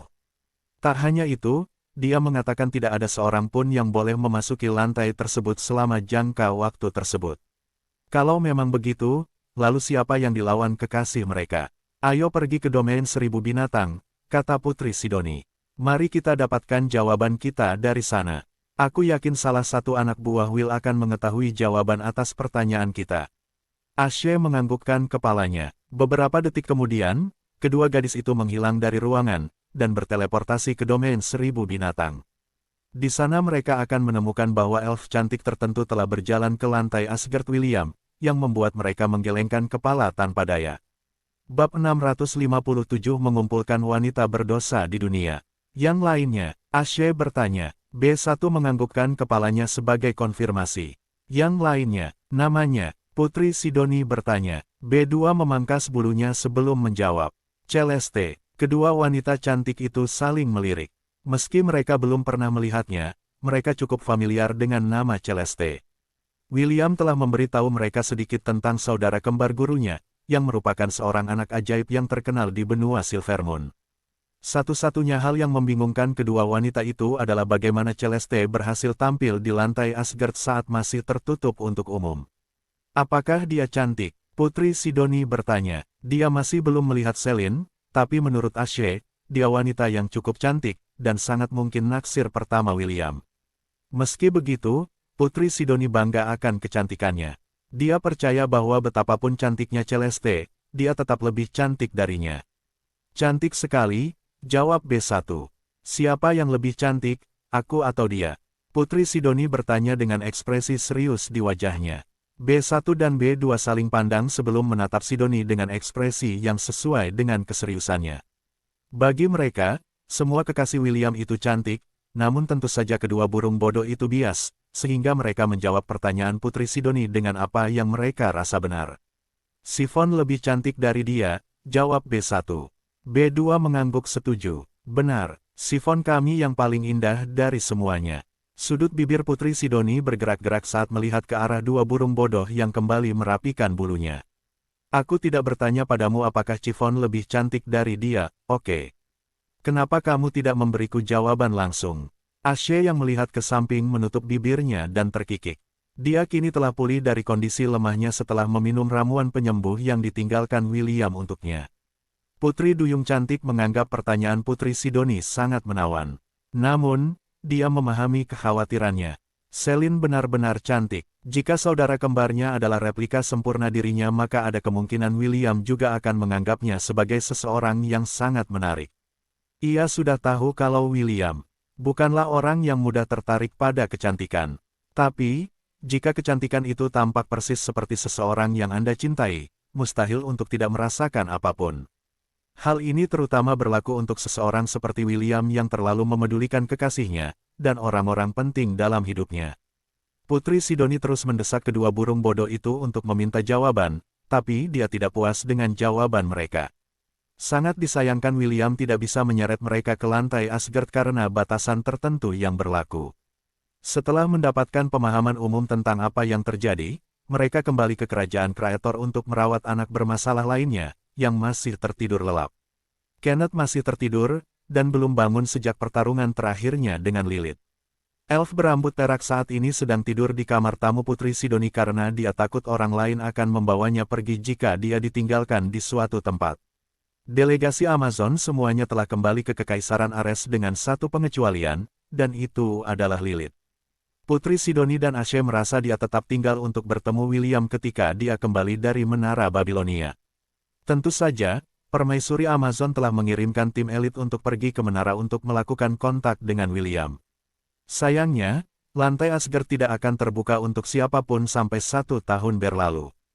Delegasi dari berbagai kekuatan di negeri itu telah berkumpul di kota Babilonia untuk menunggu William muncul. Mereka berada di sana untuk melakukan segala daya mereka untuk bernegosiasi dengan William, dan melihat apakah mereka dapat mencapai kesepakatan untuk kepemilikan beberapa lantai yang saat ini berada di bawah namanya. Semua lantai di Menara Babilonia memiliki berbagai tanah dan sumber daya yang akan membuat kerajaan, atau klan manapun, bergesekan dengan keserakahan. Godaannya terlalu besar untuk ditolak, dan beberapa dari mereka tidak takut menggunakan cara apapun untuk mendapatkan hasil yang diperintahkan penguasa mereka. Beberapa jam kemudian, Lilith muncul di kamar Putri Sidoni untuk mengobrol dengannya dan Ian. Ini telah menjadi bagian dari rutinitasnya, yang membuat Putri Sidoni kesal. Putri cantik itu tak mau repot-repot menyembunyikan kekesalannya dan menunjukkannya secara terang-terangan kepada salah satu saudara perempuannya yang menanggung dosa serupa dengannya. "Mengapa kamu begitu bermusuhan?" Lilith bertanya sambil mengangkat alisnya. "Bukannya aku akan mencuri laki-lakimu. Aku punya standar, tahu. Laki-lakiku tidak cukup baik untukmu, jadi enyahlah," jawab Putri Sidoni dengan tatapan tajam. Cek, cek, cek. Lilith mengibaskan jarinya ke arah putri cantik, yang hampir saja menamparnya dengan kipas berbulunya. "Bukan hakmu untuk memutuskan apakah priamu cukup baik atau tidak," jawab Lilith sambil menyilangkan tangan di depan dada. "Saya yang akan menilai hal itu. Percayalah, saya adalah hakim yang sangat baik jika menyangkut orang baik." Ian mengamati juara turnamen dari belakang Putri Sidoni. Sejak William pergi, Ian menjadi salah satu pengikut di bawah pekerjaan Putri Sidoni. Di masa lalu, pengaturan seperti ini mungkin tidak disukai oleh keluarga kerajaan. Namun, setelah prestasi William yang luar biasa diumumkan kepada dunia, Kaisar Leonidas berubah pikiran dan mengizinkan pengikut William untuk bekerja di bawah bimbingan cucunya. "Ini adalah mentalitas, apa yang menjadi milikmu, juga milikku," dan Kaisar Leonidas mirip dengan James dalam hal ini. Jika keuntungan bisa didapat, dia dengan senang hati akan berkompromi untuk membuat kedua belah pihak bahagia. Entah kenapa, Ian tidak menganggap Lilith menjijikkan sedikit pun. Dia berada di sekitar Putri Sidoni, Morgana, dan Chiffon, yang semuanya memiliki keilahian 7 dosa mematikan, dan Putri Duyung telah mengembangkan rasa ingin tahu tertentu terhadap wanita-wanita yang telah ditandai oleh para dewa sejak hari mereka dilahirkan ke dunia. Sebenarnya, Ian menganggap mereka menyedihkan. Putri Sidoni akan menderita beberapa dorongan nafsu yang kuat ketika keilahiannya mulai lepas kendali. William dan dia harus berada di sisi putri untuk mengendalikan kekuatan yang hampir mencapai titik puncaknya. Chiffon adalah gadis menyedihkan lainnya, yang disukai Ian. Berbeda dengan Putri Sidoni yang memiliki kepribadian kuat dan berani, gadis berambut pink itu ibarat bidadari kecil yang diam-diam makan di pojok ruangan, agar tidak menghalangi siapapun. Jauh di lubuk hatinya, dia sangat bahagia karena Chiffon telah menikah dengan William. Ian tahu bahwa kekasihnya akan merawat pengantin mudanya, dan memastikan bahwa dia tidak akan kelaparan lagi. Jika bukan karena dia juga menikah dengan William di benua selatan, bersama dengan Wendy, dia mungkin akan membuat ulah seperti yang dilakukan Putri Sidoni, setelah dia mengetahui bahwa gadis kecil itu telah menikah dengan William sebelum dia. "Will, aku harap kamu tidak mengembangkan hobi mengoleksi wanita-wanita berdosa di dunia ini," renung Ashe. "Salah satu dari mereka mungkin akan menyebabkan kejatuhanmu." Ian tidak tahu kenapa, tapi dia punya firasat bahwa ada kemungkinan mereka yang berbagi kekasihnya, semuanya akan menjadi anggota 7 dosa mematikan. Jika itu yang terjadi maka masa depan pasti akan penuh dengan ketidakpastian karena masing-masing dari mereka adalah sebuah bom, yang menunggu untuk meledak pada saat itu juga. Bab 658 Pelajaran tentang familiar. Sekarang, mari kita bicara tentang familiar. Di dalam ruang konferensi Asgard, Chloe berdiri di atas meja dengan senyuman di wajahnya. William duduk di depannya dan mendengarkan pidatonya. Di sisi kanannya, kepala gadis berambut pink bersandar di dadanya dengan mata tertutup. Dia memutuskan untuk tetap berada di samping William dan belajar sedikit tentang profesi unik ini. Suasana hati Chloe sedang sangat baik, jadi dia tidak keberatan jika William membawa nilai tambahan ke kelasnya. Meskipun dia akan mengajar di akademi sebagai pengganti Celeste dari waktu ke waktu, ini bukanlah keahliannya. Claire lah yang lebih mahir dalam mengajar, tetapi karena William tidak ingin merasa terikat pada William, tugas mengajarnya berada di pundak Chloe. Familiar berbeda dengan Beast Companions, Chloe menjelaskan. Saat kamu berencana untuk memiliki Beast Companion, yang perlu kamu lakukan hanyalah membuat perjanjian, fakta, atau kontrak dengan mereka. Tentu saja, kamu juga bisa memaksa mereka untuk tunduk dengan menghajar mereka. Seolah ingin menyampaikan maksudnya, familiar kecil itu mengangkat tinju kecilnya dan mengayunkannya ke udara.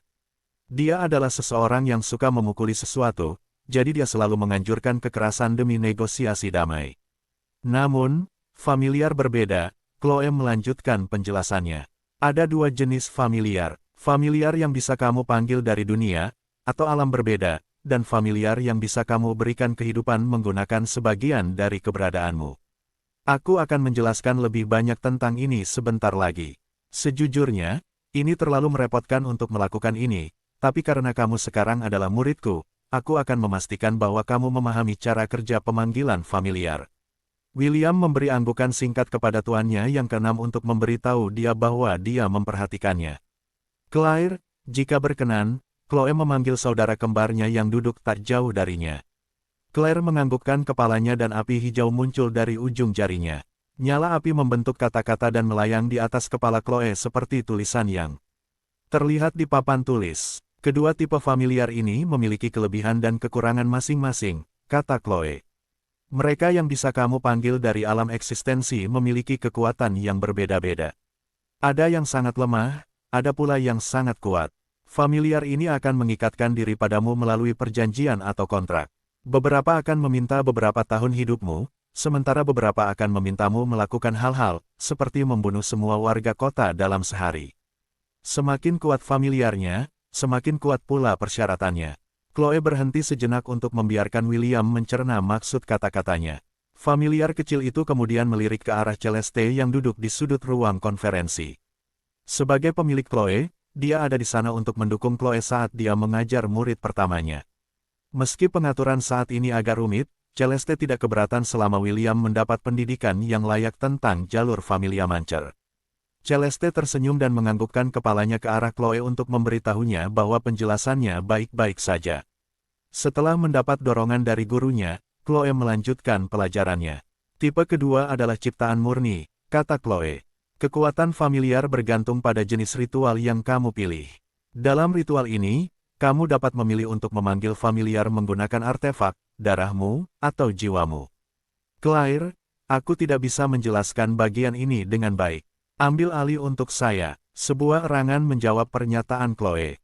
Jelas sekali, Claire sedang tidak mood untuk menjelaskan semuanya. Namun, sebelum dia bisa menolak, saudara kembarnya sudah meraihnya dan menyeretnya ke atas meja. Claire menghela nafas sebelum melihat Chloe dengan wajah tidak puas. Yang terakhir hanya tersenyum dan menyemangati saudara kembarnya untuk bertanggung jawab atas penjelasan yang merepotkan itu. Seperti yang kakakku sebutkan, ada dua tipe familiar, kata Claire malas. Aku dan adikku dilahirkan melalui penciptaan. Jika kamu memilih untuk memanggil familiar menggunakan metode ini, familiar tersebut akan selamanya setia padamu. Meskipun mereka yang dipanggil dari alam keberadaan lain dapat melakukan hal yang sama, beberapa dari mereka mungkin akan meninggalkanmu jika mereka merasa nyawanya terancam. Inilah perbedaan antara familiar yang dipanggil dan familiar yang lahir dari ciptaan. Jika aku jadi kamu, aku hanya akan memilih metode penciptaan sehingga kita semua bisa pulang dan mengakhirinya, kata Claire, sama sekali tanpa motivasi. Hati William terasa gatal karena Claire kurang tertarik mengajarinya hal-hal tentang familiar. Meskipun Chloe cukup merepotkan, pendekatannya dalam mengajar 100 kali lebih baik daripada pendekatan Claire. Claire, jelaskan ini dengan benar, atau dia mungkin akan memanggil familiar secara acak tanpa sepenuhnya memahami perbedaannya. Itu terlalu merepotkan. Biarkan saja dia memanggilnya agar kita bisa kembali ke akademi. Aku rindu membaca buku di perpustakaan. Oke, jika kamu tidak mengajarinya dengan benar, aku akan menghancurkan perpustakaan saat kita kembali ke akademi. Claire mengedipkan matanya sekali lalu dua kali sambil menatap kembarannya yang tersenyum lebar. Chloe bukanlah orang yang menganggap enteng ancaman. Setiap kali dia menyatakan sesuatu, dia akan melakukannya tanpa gagal, yang membuat Claire merasa kesal. Petik 2. Berapa kali aku perlu memberitahumu bahwa kekerasan bukanlah jawabannya? Claire menatap tajam ke arah William. Sudut bibir half-elf bergerak-gerak ketika dia menerima tatapan bermusuhan dari Claire. Kakakmu lah yang mengatakan bahwa dia akan menghancurkan perpustakaan akademimu. Kenapa kamu menatapku seperti itu? William selalu mempunyai kesan yang baik terhadap Claire karena efek menenangkannya. Namun, saat ini, familiar kecil itu sedang tidak berminat untuk bekerja sama dan menjelaskan. Entah kenapa, setelah pertarungannya dengan Chloe, William merasa Claire menjadi sedikit memusuhi dia. Yang tidak dia ketahui adalah firasatnya benar. Sebagai saudara kembar Chloe, dia marah pada William setelah melihat keadaan Chloe yang terluka parah di akhir pertarungan mereka. Tentu saja, Claire tahu bahwa terluka adalah hal yang wajar dalam duel, tapi dia adalah tipe orang yang marah pada orang yang menyakiti Chloe dan Celeste. Meskipun dia sendiri memahami bahwa apa yang dia lakukan adalah kekanak-kanakan, tidak ada yang bisa dia lakukan untuk mengatasinya. Jika keluarga dan kekasih William adalah kebalikannya, maka Chloe dan Celeste adalah milik Claire. Setelah menghela nafas, dia menghadap William dan memutuskan untuk menjelaskan dengan benar. Petik 2. Aku hanya akan mengatakan ini sekali, jadi dengarkan. Claire akhirnya berkompromi. Familia Mancer dan familiar mereka tumbuh seiring. Seperti yang saya katakan sebelumnya, membuat familiar jauh lebih baik daripada memanggilnya. Karena aku tidak mau repot menjelaskan metode pemanggilannya, aku akan mengajarimu metode pembuatannya. Ada 3 jenis metode pembuatannya. Metode pertama disebut kelas micah. Claire melambaikan tangannya dan api hijau melayang di atas kepalanya membentuk deretan kata yang memberikan informasi tentang kelas Mika. Kurang dari kelas Mika, sebuah keajaiban telah lahir lebih besar dari memanggil familiar menggunakan emblem, artefak, atau item, yang diperoleh dari Dungeon, kuil, kerajaan, tanah suci, dan tempat lain yang memiliki konsentrasi sihir tinggi. Bentuk, ukuran, wujud, ras, usia, jenis kelamin, dan karakteristik familiar lainnya sepenuhnya acak. Familiar bisa diperintahkan untuk melakukan perintahmu, tapi mereka adalah makhluk cerdas dan bisa berpikir sendiri. Seperti yang Anda lihat, cara ini adalah cara termudah karena yang Anda butuhkan hanyalah katalis, kata Claire. Setelah penciptaan selesai, katalisnya akan dihancurkan. Jika Anda memiliki tanduk naga, atau bagian manapun dari binatang legendaris, ada 10% kemungkinan Anda dapat membuat makhluk yang sama menggunakan metode ini. Perhatikan bahwa kamu hanya bisa memanggil familiar 1 kali. Jika kamu ingin memanggil familiar yang berbeda, familiar yang kamu panggil pertama kali menggunakan metode ini akan lenyap. Nada suara Claire tiba-tiba menjadi sangat serius. Baginya, memanggil familiar lain hanya karena kamu tidak menyukai apa yang kamu dapatkan sama saja dengan pembunuhan. William agak mengerti apa yang ingin dikatakan Claire, jadi dia menganggukkan kepalanya, dan menunggu dia melanjutkan penjelasannya. Claire mengamatinya selama beberapa detik sebelum melanjutkan penjelasannya. Kata-kata di atas kepalanya berubah, dan dia memperkenalkan cara kedua untuk membuat familiar. Kurang dari kelas Argonaut, pahlawan dibuat, bukan dilahirkan lebih besar dari. Metode ini memanggil familiar menggunakan garis keturunan master. Bentuk, ukuran, wujud, ras, usia, jenis kelamin, dan karakteristik familiar lainnya sepenuhnya acak. Familiar bisa diperintahkan untuk melakukan perintahmu, tapi mereka adalah makhluk cerdas dan bisa berpikir sendiri. Ini hampir sama dengan kelas micah, tapi alih-alih menggunakan katalis, kamu akan menggunakan darahmu untuk memanggil familiarmu. Claire tersenyum. Metode ini ideal jika Anda memiliki kemampuan unik yang eksklusif dalam garis keturunan Anda. Keluarga berpengaruh di dunia ini memiliki garis keturunan yang kuat yang memungkinkan mereka menjadi panglima perang lokal di wilayah mereka sendiri. Jika keluarga Anda termasuk dalam kategori ini, memilih ini cukup ideal. Claire sekali lagi melambaikan tangannya dan kata-kata di atas kepalanya disusun ulang untuk terakhir kalinya. Kurang dari kelas. Lazarus, Tuhan telah membantu lebih besar dari memanggil familiar menggunakan garis keturunan master dan sebagian jiwa mereka. Bentuk, ukuran, wujud, ras, usia, jenis kelamin, dan karakteristik familiar lainnya sepenuhnya acak. Familiar bisa diperintahkan untuk melakukan perintahmu, tapi mereka adalah makhluk cerdas dan bisa berpikir sendiri. Kelas terakhir adalah kelas Lazarus. Claire mengarahkan jarinya ke dadanya, sebelum mengarahkannya ke adiknya, Chloe. Chloe dan aku dilahirkan menggunakan metode ini. Ini mengharuskanmu menggunakan darahmu, dan sebagian jiwamu untuk melahirkan seorang familiar. Perhatikan bahwa jika kamu menggunakan metode ini, bagian jiwamu yang kamu gunakan untuk memanggil familiar tidak akan pernah kembali lagi padamu. Juga, jangan gunakan Chloe dan aku sebagai standar. Kami adalah familiar yang lahir dari nenek moyang ini profesi. Secara alami, kami lebih kuat dari familiar rata-rata. Memanggil familiar juga membutuhkan keberuntungan. Terlepas dari metode apa yang kamu gunakan, hasilnya mungkin tidak seperti yang kamu harapkan. Familiar yang dipanggil menggunakan metode Lazarus mungkin lebih lemah daripada pemanggilan kelas Micah. Jadi, jangan mengeluh kepada kami jika familiar yang kamu panggil ternyata lemah. Claire tidak menunggu jawaban William dan meninggalkan ruangan dengan terbang melalui jendela. Dia sudah melakukan bagiannya, dan buru-buru pergi sebelum adiknya bisa menyeretnya kembali untuk melakukan hal lain. Saat ini, dia tidak ingin berada di dekat William karena dia takut. Takut dia tidak bisa mengendalikan emosinya, dan membakar half-elf tampan itu, hingga hanya abunya yang tersisa. Bab 659 ini hari yang baik untuk dilahirkan di dunia ini. William memandangi bintang-bintang yang tak terhitung jumlahnya di langit. Inilah bintang-bintang yang bisa dilihat di dunia Asgard. Dunia yang kini sudah tidak ada lagi. Dia saat ini sedang berbaring di padang rumput Asgard dan tenggelam dalam pikirannya. Setelah pelajaran pagi mereka berakhir, Chloe memberinya waktu untuk memikirkan metode apa yang akan dia gunakan untuk memanggil familiarnya. Dia telah berkonsultasi dengan Optimus tentang pilihan terbaik yang tersedia bagi mereka, namun bahkan sistemnya yang dapat diandalkan pun tidak yakin tentang jalan apa yang harus diambil. Beberapa penyihir di dunia Hestia juga memiliki familiar mereka sendiri. Namun, profesi eksklusif yang dimaksudkan untuk meningkatkan kekuatan para familiar ini adalah sesuatu yang belum pernah didengar siapapun sebelumnya. Setelah melawan Chloe, William merasakan sendiri betapa tangguhnya makhluk-makhluk ini.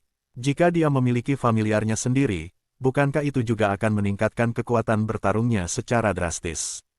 Saat William merenungkan hal ini, suara gemerisik lembut terdengar di sampingnya. Tanpa berkata apa-apa, Chiffon berbaring di rumput di samping William dan memegang tangannya. Dia juga memandangi langit berbintang luas yang menyinari mereka dari surga. Ini bukan pertama kalinya Chiffon melihat bintang di langit. Tapi, berada di dekat William membuat pemandangan menakjubkan ini menjadi istimewa. Half-elf dengan lembut meremas tangan istrinya sebelum berbalik setengah untuk mencium pipinya. Chiffon membalas ciuman William dan mereka saling menatap dengan tatapan penuh kelembutan dan cinta. Keduanya hendak berciuman lagi, ketika seekor anak babi kecil berwarna emas muncul di antara wajah mereka dan menempelkan moncongnya ke bibir William. Mata Chiffon membelalak kaget, tapi ini hanya berlangsung sesaat. Tak lama kemudian, tawa keluar dari bibirnya karena Bacon terus mencium William, dan William tidak tahu apakah dia harus mengusir anak babi itu, atau menggorengnya di penggorengan. Setelah beberapa kali terkikik, Chiffon mengambil Bacon dan menempelkannya ke dadanya. William mengeluarkan sapu tangan dari cincin penyimpanannya dan menyeka bibirnya dengan cermat. Bacon, lain kali kamu melakukan itu, aku akan memasakmu, ancam William. Oke. Anak babi kecil itu memandang William dengan mata polos. Chiffon tidak mampu menahan tawa lagi melihat percakapan lucu antara hewan peliharaan kecilnya dan suaminya, yang menusuk moncong Bacon dengan jarinya. Chiffon menarik anak babi emas itu dari William, dan dengan lembut menepuk kepalanya. Bacon memejamkan mata karena dibelai membuatnya merasa nyaman. Sudahkah kamu memutuskan? Chiffon bertanya. William menggelengkan kepalanya dan menghela nafas. Aku akan tidur malam ini. Aku akan mengambil keputusan besok. Chiffon menganggukkan kepalanya mengerti. Dia sekali lagi menatap langit, dan menatap bintang-bintang di langit. Bintang-bintang di lantai Asgard sangat berbeda dengan bintang-bintang di luar menara Babilonia. Mereka tampak akrab, namun asing, bagi gadis berambut merah muda, yang hatinya dipenuhi cinta dan kebahagiaan. William tidak menyembunyikan apapun dan memberitahu Chiffon bahwa keduanya pernah menjadi sepasang kekasih di masa lalu. Meski jatuh cinta antara raksasa wanita dan manusia terdengar tidak masuk akal, gadis berambut merah muda itu langsung mempercayai cerita William. Dia belum mendapatkan kembali ingatannya tentang kehidupan masa lalunya, tapi mimpinya memungkinkan dia untuk melihat Einherjar berambut perak, dan pertempuran besar yang terjadi di dunia yang terlihat sangat mirip dengan lantai Asgard. William juga mengambil wujud orang itu, dan nalurinya mengatakan kepadanya bahwa mereka adalah satu dan sama. Bagi Chiffon, dia tidak peduli dengan masa lalu karena itu sudah terjadi. Yang penting baginya adalah saat ini. Dan saat ini, dia sangat bahagia karena dia telah menemukan orang yang akan mencintainya dan tidak membuangnya seperti yang dilakukan ayahnya kepada ibunya. Keduanya tinggal di padang rumput selama 1 jam lagi, sebelum kembali ke tempat tinggal mereka untuk beristirahat.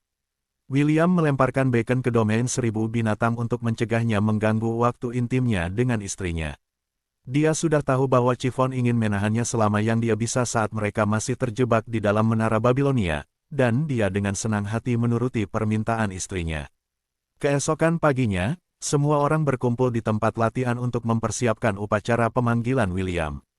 Dia sudah memutuskan metode apa yang akan dia gunakan, dan berdoa agar dia tidak kecewa dengan pilihan yang dia buat. Chloe berdiri di depan William dengan tangan disilangkan di depan dada. "Apa kamu yakin?" Chloe bertanya. "Setelah kita melakukan ini, tidak ada jalan untuk mundur. Saya akan bertanya untuk terakhir kalinya, apakah Anda serius menggunakan metode ini?" William menganggukkan kepalanya. "Ya, saya memikirkannya dan memutuskan bahwa saya akan memilih metode ini." Chloe menganggukkan kepalanya. Dia adalah tipe orang yang tidak ingin memperumit masalah. Karena muridnya telah memilih jalan ini, dia hanya akan membimbingnya sampai dia menguasai cara menjadi familia mancar seutuhnya. William berjalan menuju Celeste yang mengenakan pakaian upacara. Berbeda dengan Celine yang memilih pakaian yang membalut seluruh tubuhnya, pakaian Celeste cukup terbuka.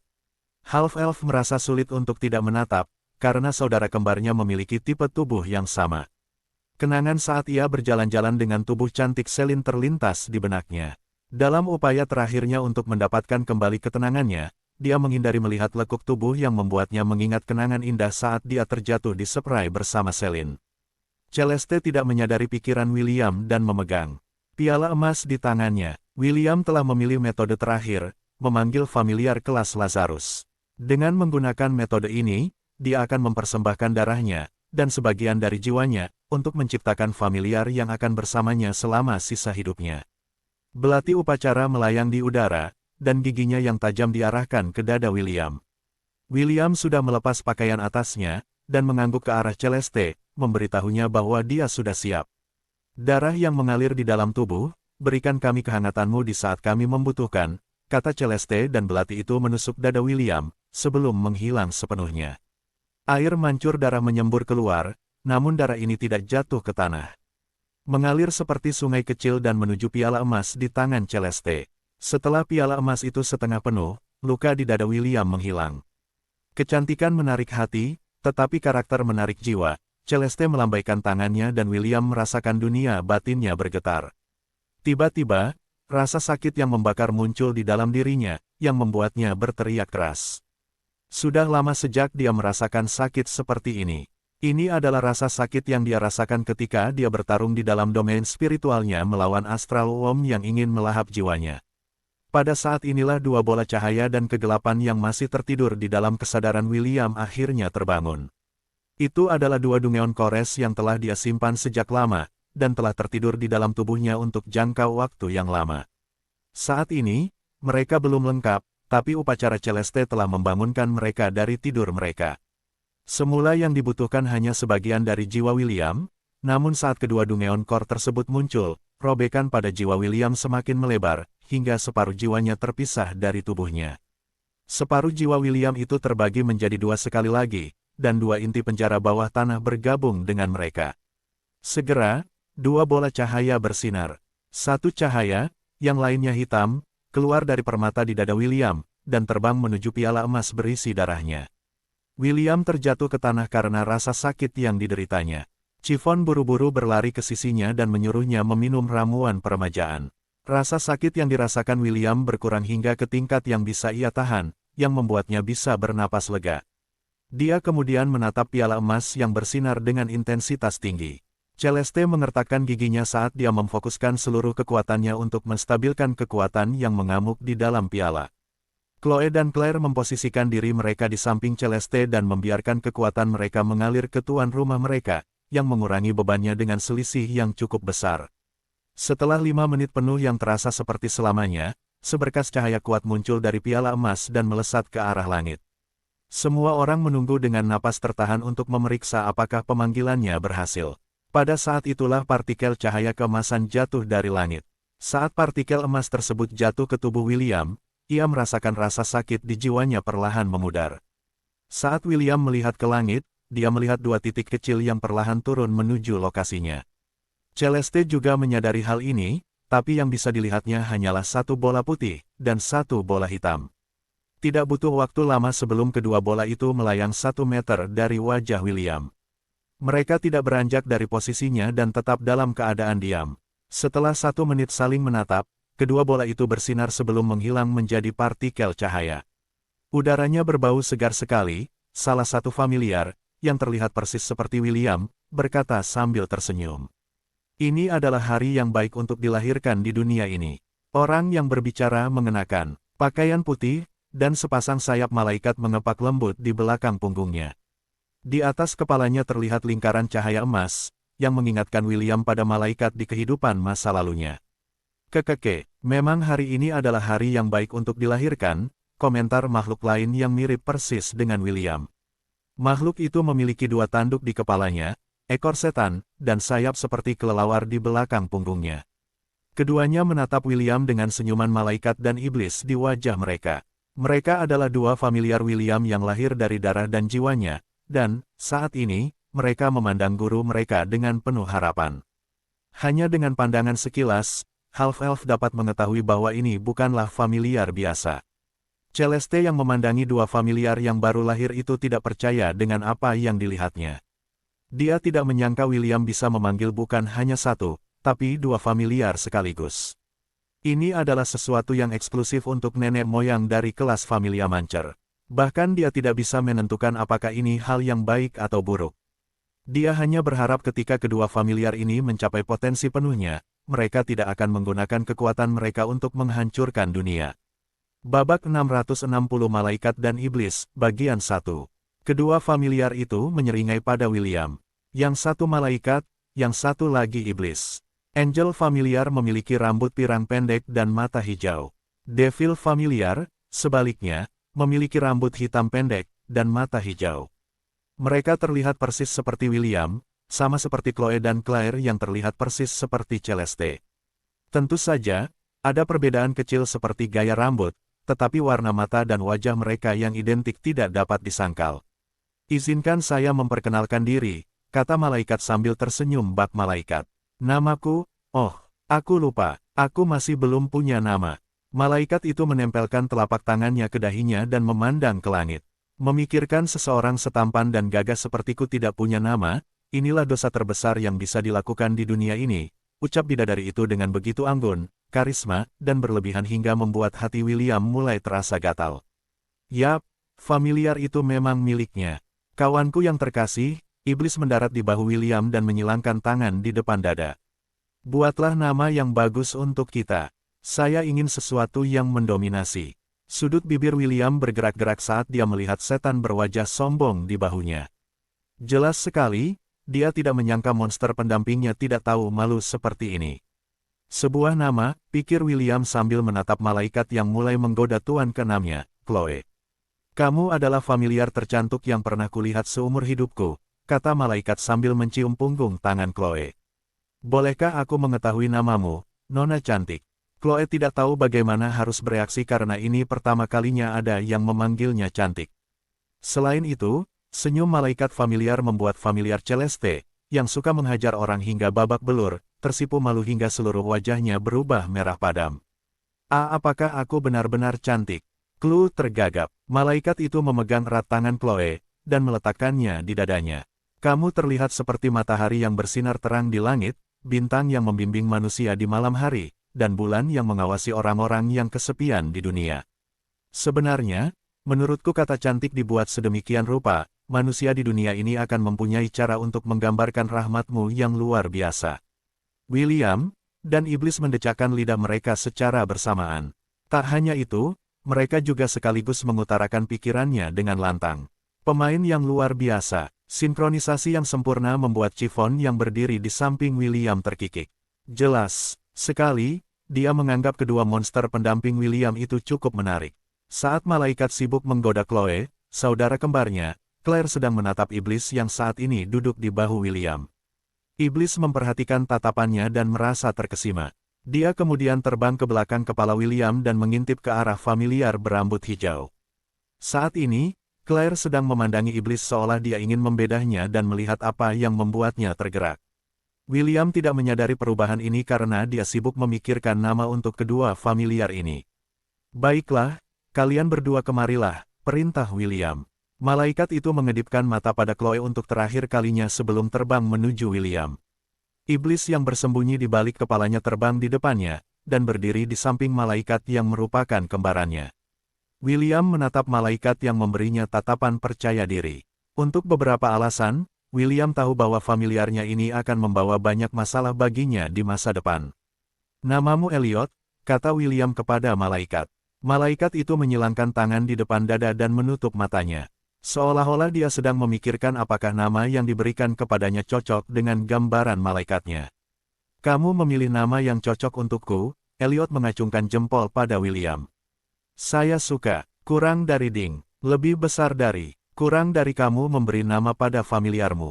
Lebih besar dari, kurang dari informasi yang dikenal sekarang dimuat. Lebih besar dari." Segera beberapa baris kata muncul di halaman status William. Nama, Elliot, ras, akrab, poin kesehatan, 200/200. Mana, 1500/1500. Kurang dari kekuatan, 10. Kurang dari kelincahan, 10 lebih besar dari. Kurang dari vitalitas, 10 lebih besar dari. Kurang dari kecerdasan, 50 lebih besar dari. Kurang dari ketangkasan, 10 lebih besar dari. Keterampilan, petir, karisma melimpah pasif. Poker face pasif. Judul, mahir petir, playboy alami, pemain sayap, kurang dari petir lebih besar dari. Menembakkan sambaran petir dari ujung jari Anda. Kerusakan yang diberikan setara dengan intelijen X2. Memiliki peluang kecil untuk membuat stun dan melumpuhkan musuh. Kurang dari karisma yang melimpah lebih besar dari. Memiliki karisma yang sangat tinggi dan memungkinkan familiar bergaul dengan semua orang. Kurang dari wajah poker lebih besar dari.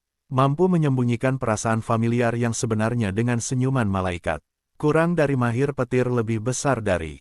Familiar dapat menggunakan kekuatan lightning untuk menyerang musuhnya. Semua serangan petir menghasilkan 20% lebih banyak kerusakan. Kurang dari tentu saja playboy lebih besar dari. Dengan ketampanan dan karisma yang melimpah, familiar memiliki persentase yang sangat tinggi dalam bergaul dengan para wanita. Memiliki kemungkinan sedang bahwa familiar akan dapat menguasai mereka juga. Kurang dari manusia sayap lebih besar dari. Saat bermitra dengan familiar lain, semua statistik dan efek kemampuan meningkat sebesar 50%. William memijat pelipisnya karena kekhawatirannya akhirnya menjadi nyata. Pada awalnya dia hanya berpikir bahwa itu adalah suatu kebetulan, tetapi setelah melihat statistik Elliot, dia sekarang sepenuhnya memahami bahwa familiar ini pastilah seorang pengejar roh. Sialan, William mengumpat dalam hati. Sebaiknya kau bersikap baik dan jangan membuat masalah. Pada saat itulah Elliot terkekeh dan menyeringai padanya. Jangan khawatir, Will, saya akan menggunakan perlindungan, jawab Elliot melalui telepati. Anda dapat mengandalkan saya. Williams hampir tersedak air liurnya karena dia tidak menyangka Elliot bisa membaca pikirannya. Sebelum dia sempat memberikan balasan, orang lain bergabung dalam percakapan mereka. Halo, tes mikrofon, kata Devil familiar. Bagaimana dengan saya? Bagaimana dengan namaku? William memberi Elliot kalimat, kau dan aku perlu bicara panjang lebar nanti, sebelum mengalihkan perhatiannya ke Devil familiar yang melihat ke arahnya dengan penuh harap. Yang jelas, sangat senang juga menerima namanya dari William. Namamu Conan? Jawab William. Namanya berarti serigala kecil. Serigala kecil. Iblis mengusap dagunya sebelum menganggukkan kepalanya. Aku suka nama ini. Baiklah, mulai sekarang, aku Conan. Kurang dari ding. Lebih besar dari. Kurang dari kamu memberi nama pada familiarmu. Lebih besar dari. Kurang dari informasi yang dikenal sekarang dimuat. Lebih besar dari. William menerima sejumlah pemberitahuan lain, yang berisi informasi Conan. Nama, Conan. Ras, akrab. Poin kesehatan, 2500/2500. Mana, 300/300. Kurang dari kekuatan, 10. Kurang dari kelincahan, 10 lebih besar dari. Kurang dari vitalitas, 50 lebih besar dari. Kurang dari kecerdasan, 10 lebih besar dari. Kurang dari ketangkasan, 10 lebih besar dari. Kemampuan, tembok besi, perisai elemen berputar. Judul, murid benteng, kalkulus, pemain sayap. Kurang dari dinding besi lebih besar dari. Memanggil tembok besi untuk dijadikan struktur pertahanan. Tembok besi akan mampu menyerap kerusakan yang setara dengan poin kesehatan maksimum familiar. Semakin tinggi kesehatan familiar, semakin tahan lama tembok tersebut. Tembok besi akan pecah setelah kerusakan melampaui batasnya. Kurang dari perisai elemental berputar lebih besar dari. Membuat 3 perisai yang berputar di sekitar target. Perisai elemen berputar akan mampu menyerap kerusakan yang setara dengan poin kesehatan maksimum familiar.